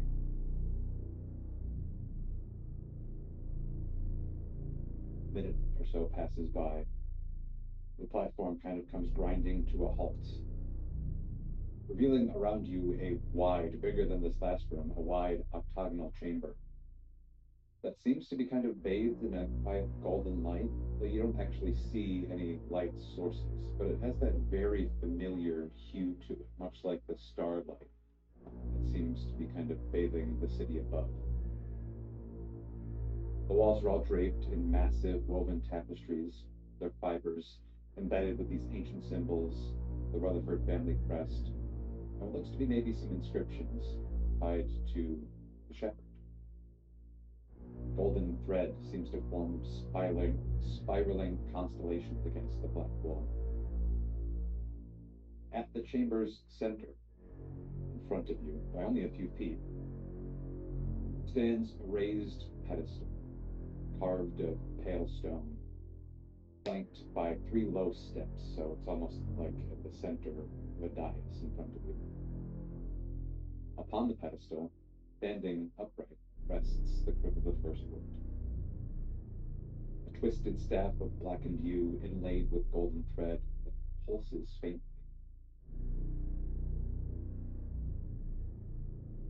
Everything around you is silent, and the air feels thick.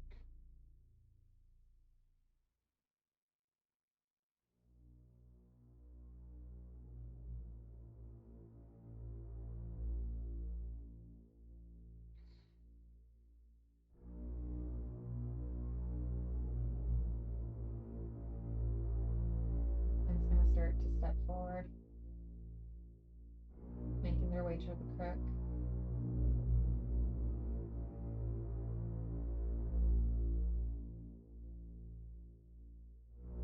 Coming toward the pedestal. And they reach out, their hands shaking. And just before they grasp it, they tell Reed, "I really hate swimming."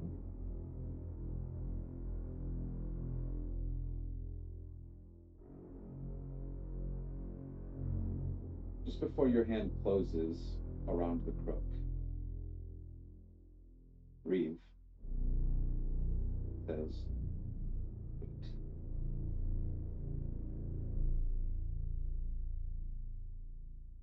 You're doing this my way.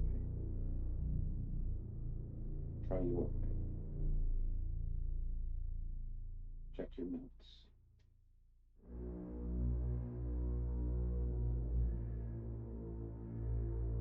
I'm in control." And Quinn's gonna pull their hand back and step away from the crook.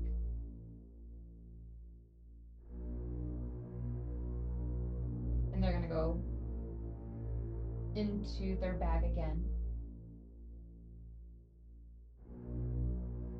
and start looking through their journal.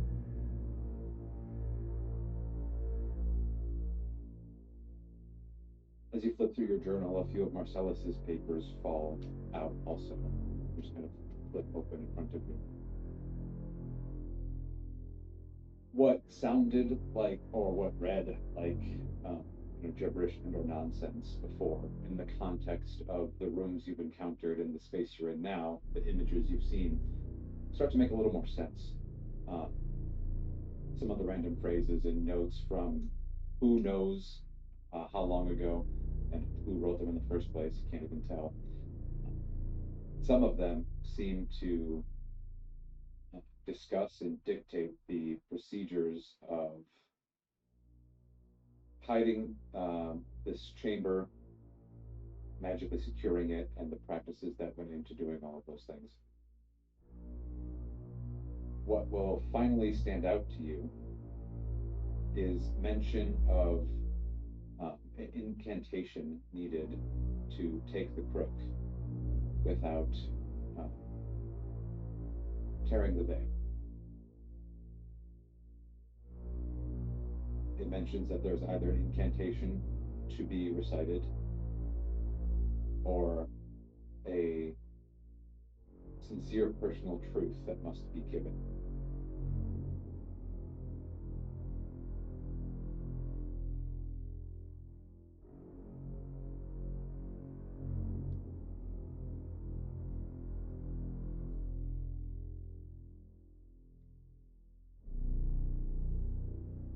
As Quinn is going through, they're first going to go through their journal notes to see if they can find any history of an incantation um, that they've come across, or anything from Marcellus's notes that go toward the incantation. Um, As you look through your own notes, just for historical references or what have you, nothing really comes up. But when you look through Marcellus's a little more closely, you find some of the details concerning the room you're currently in and the tapestries that adorn the walls here. The incantation was woven with golden thread throughout all of the tapestries and connects them, and can be read through them.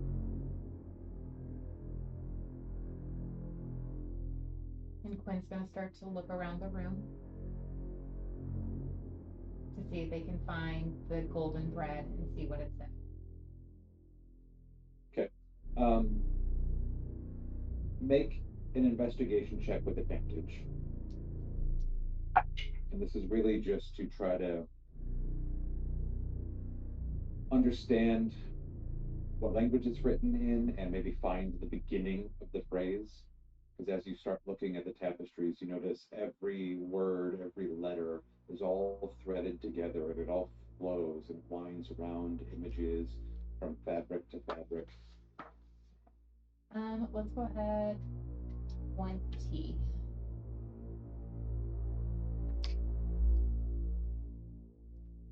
Okay, so it is runes depicting deep speech, kind of a rough translation, as there is no written deep speech, but it's kind of like, we've talked about this before, to sort of phonetically sound out what these runes mean into deep speech, and then having an understanding of what that means in common is even more complicated, but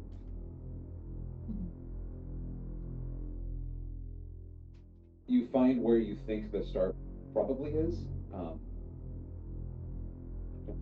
Do you read or speak deep speech?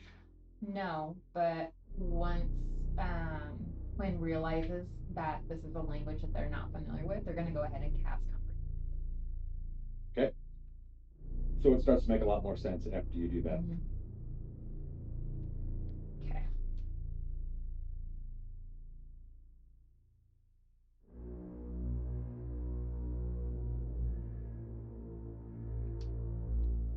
And Nick, I do need a quick break. Okay. Then let's take a quick break right now. All right. All right. So just before our break,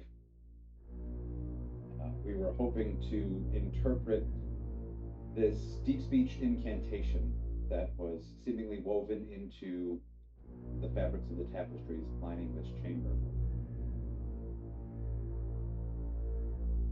I'll give you the deep speech words and then I'll translate it into common for you.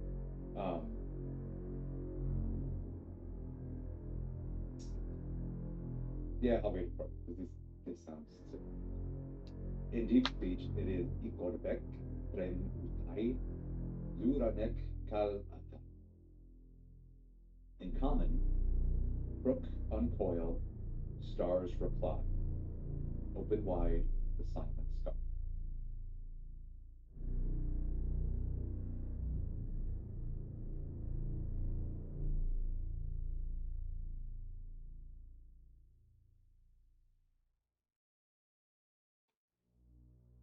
Okay.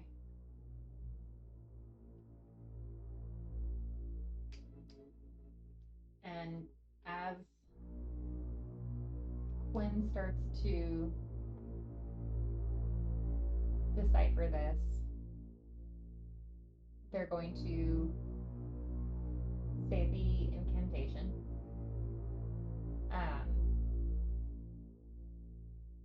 In deep speech.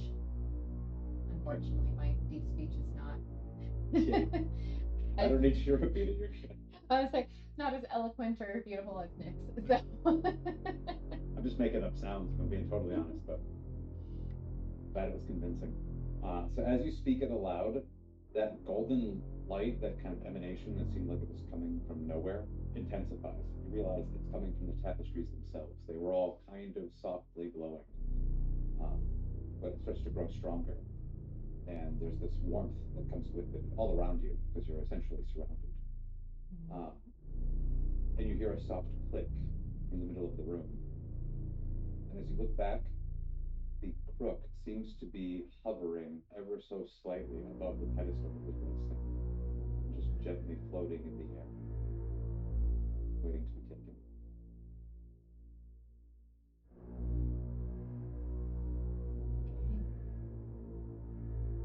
It looks more like now we have an invitation. And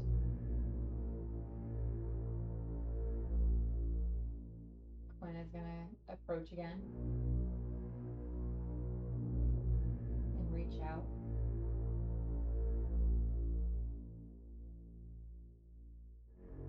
And take the crook.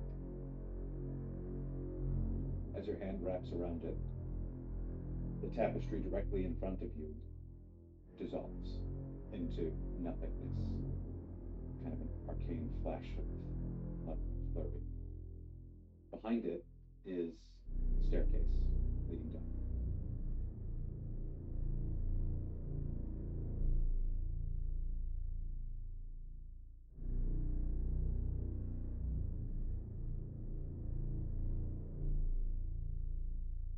Guess we're going into the deep end.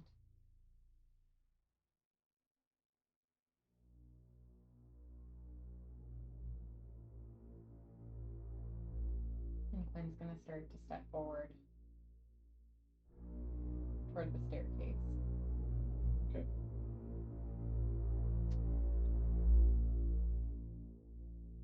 Down the spiraling staircase, so short descent, maybe only a minute or less walk. But you find yourself coming to a low-ceilinged chamber, roughly in the shape of a hexagon. Sorry, pentagon. It's 5, right? Pentagon. Yeah. The floor is engraved with massive circular seal, with lines of familiar-looking glyphs surrounding the exterior, the outer ring of the seal. And in the very center is a sigil shaped like a crook with a kind of concentric, ever spiraling head. Again, the walls are lined with woven tapestries. These all depict different things. One shows the kind of almost empty night sky. Another appears to be a mountain unraveling into thread up into the air. The third is a robed figure, faceless, but gold leaking from beneath its hood. And they all kind of sway slightly, though there's no wind, there's no air. And at the far end opposite you stands another pedestal, much like the one floor above.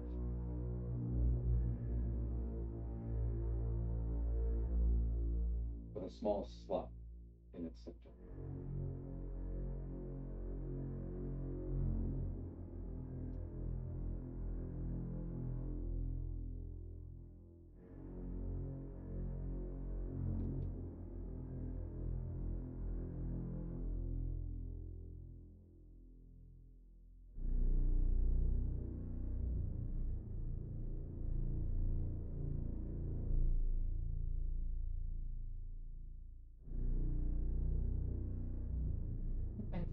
forward to examine the pedestal.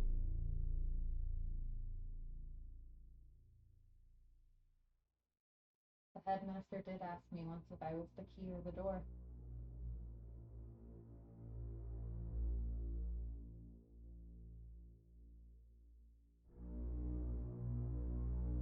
Reeve will say to you, I guess this means for the key.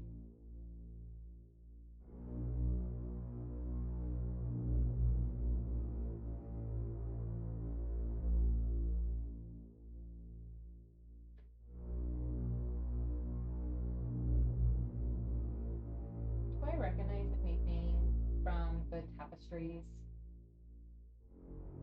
No, they seem rather alien, to be honest. Or, like perversions of reality.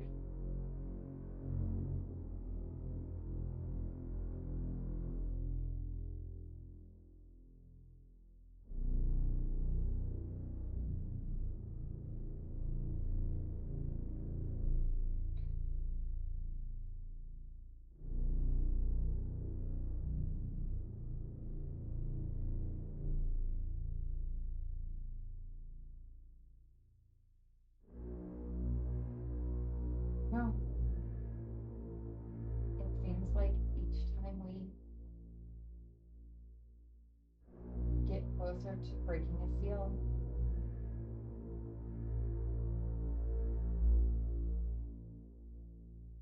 I lose a part of myself more and more.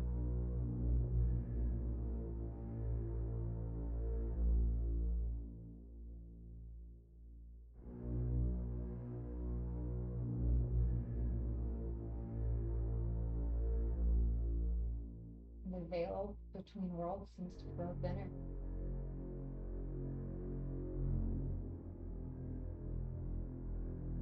I don't know if these consequences are worth it. I don't know if this is what I really want.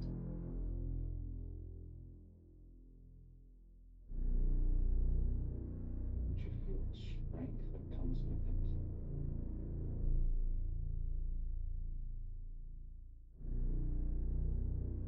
Your magic has gotten so much more powerful.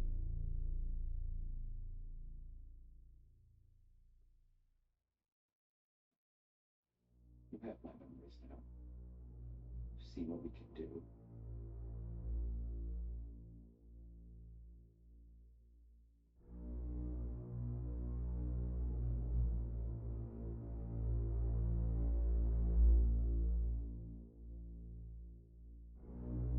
I don't know who I am anymore, though.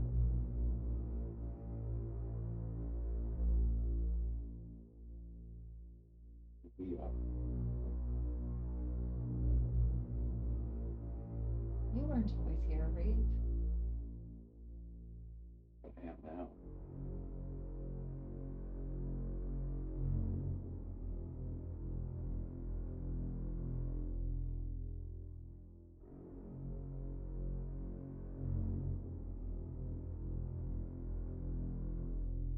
You don't feel like a puppet? Like something else is pulling the strings? I Like, feel empowered.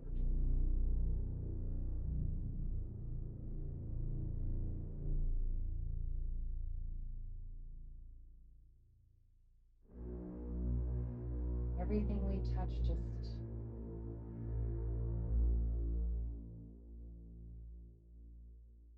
it's destroyed, ruined.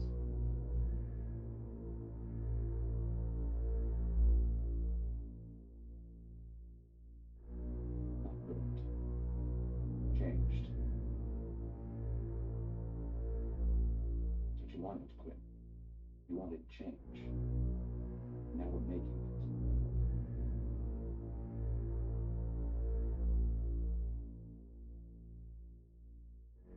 But it's not better.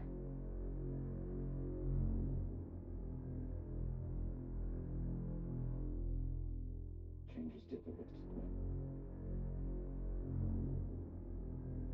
It has to get harder before it gets better.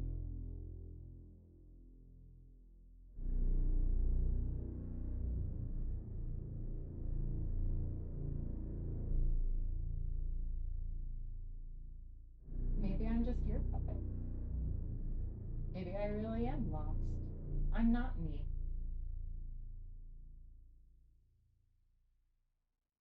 Maybe I just need to fade away for you to be.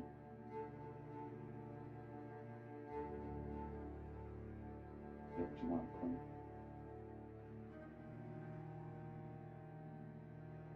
I've never been the strong one.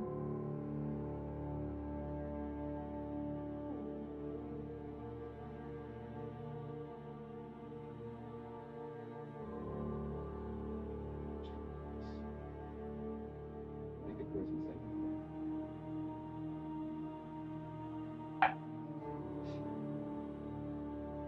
The nat one. With that, Quinn, you gently fade into a warm, glowing sea that seems to rise up from behind you.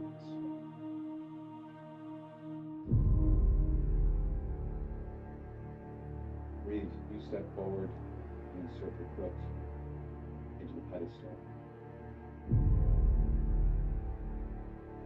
And as you do, you hear tearing sounds from all the tapestries above you. An awful scream as fabric splits and emptiness opens up behind it. Grotesque tentacles lined with eyes and teeth and mouths begin to reach out towards you as the darkness begins to spill into the light. I'm going to end there after this.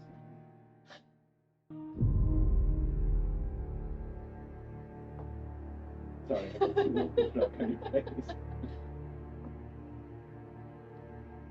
I don't know what to say now.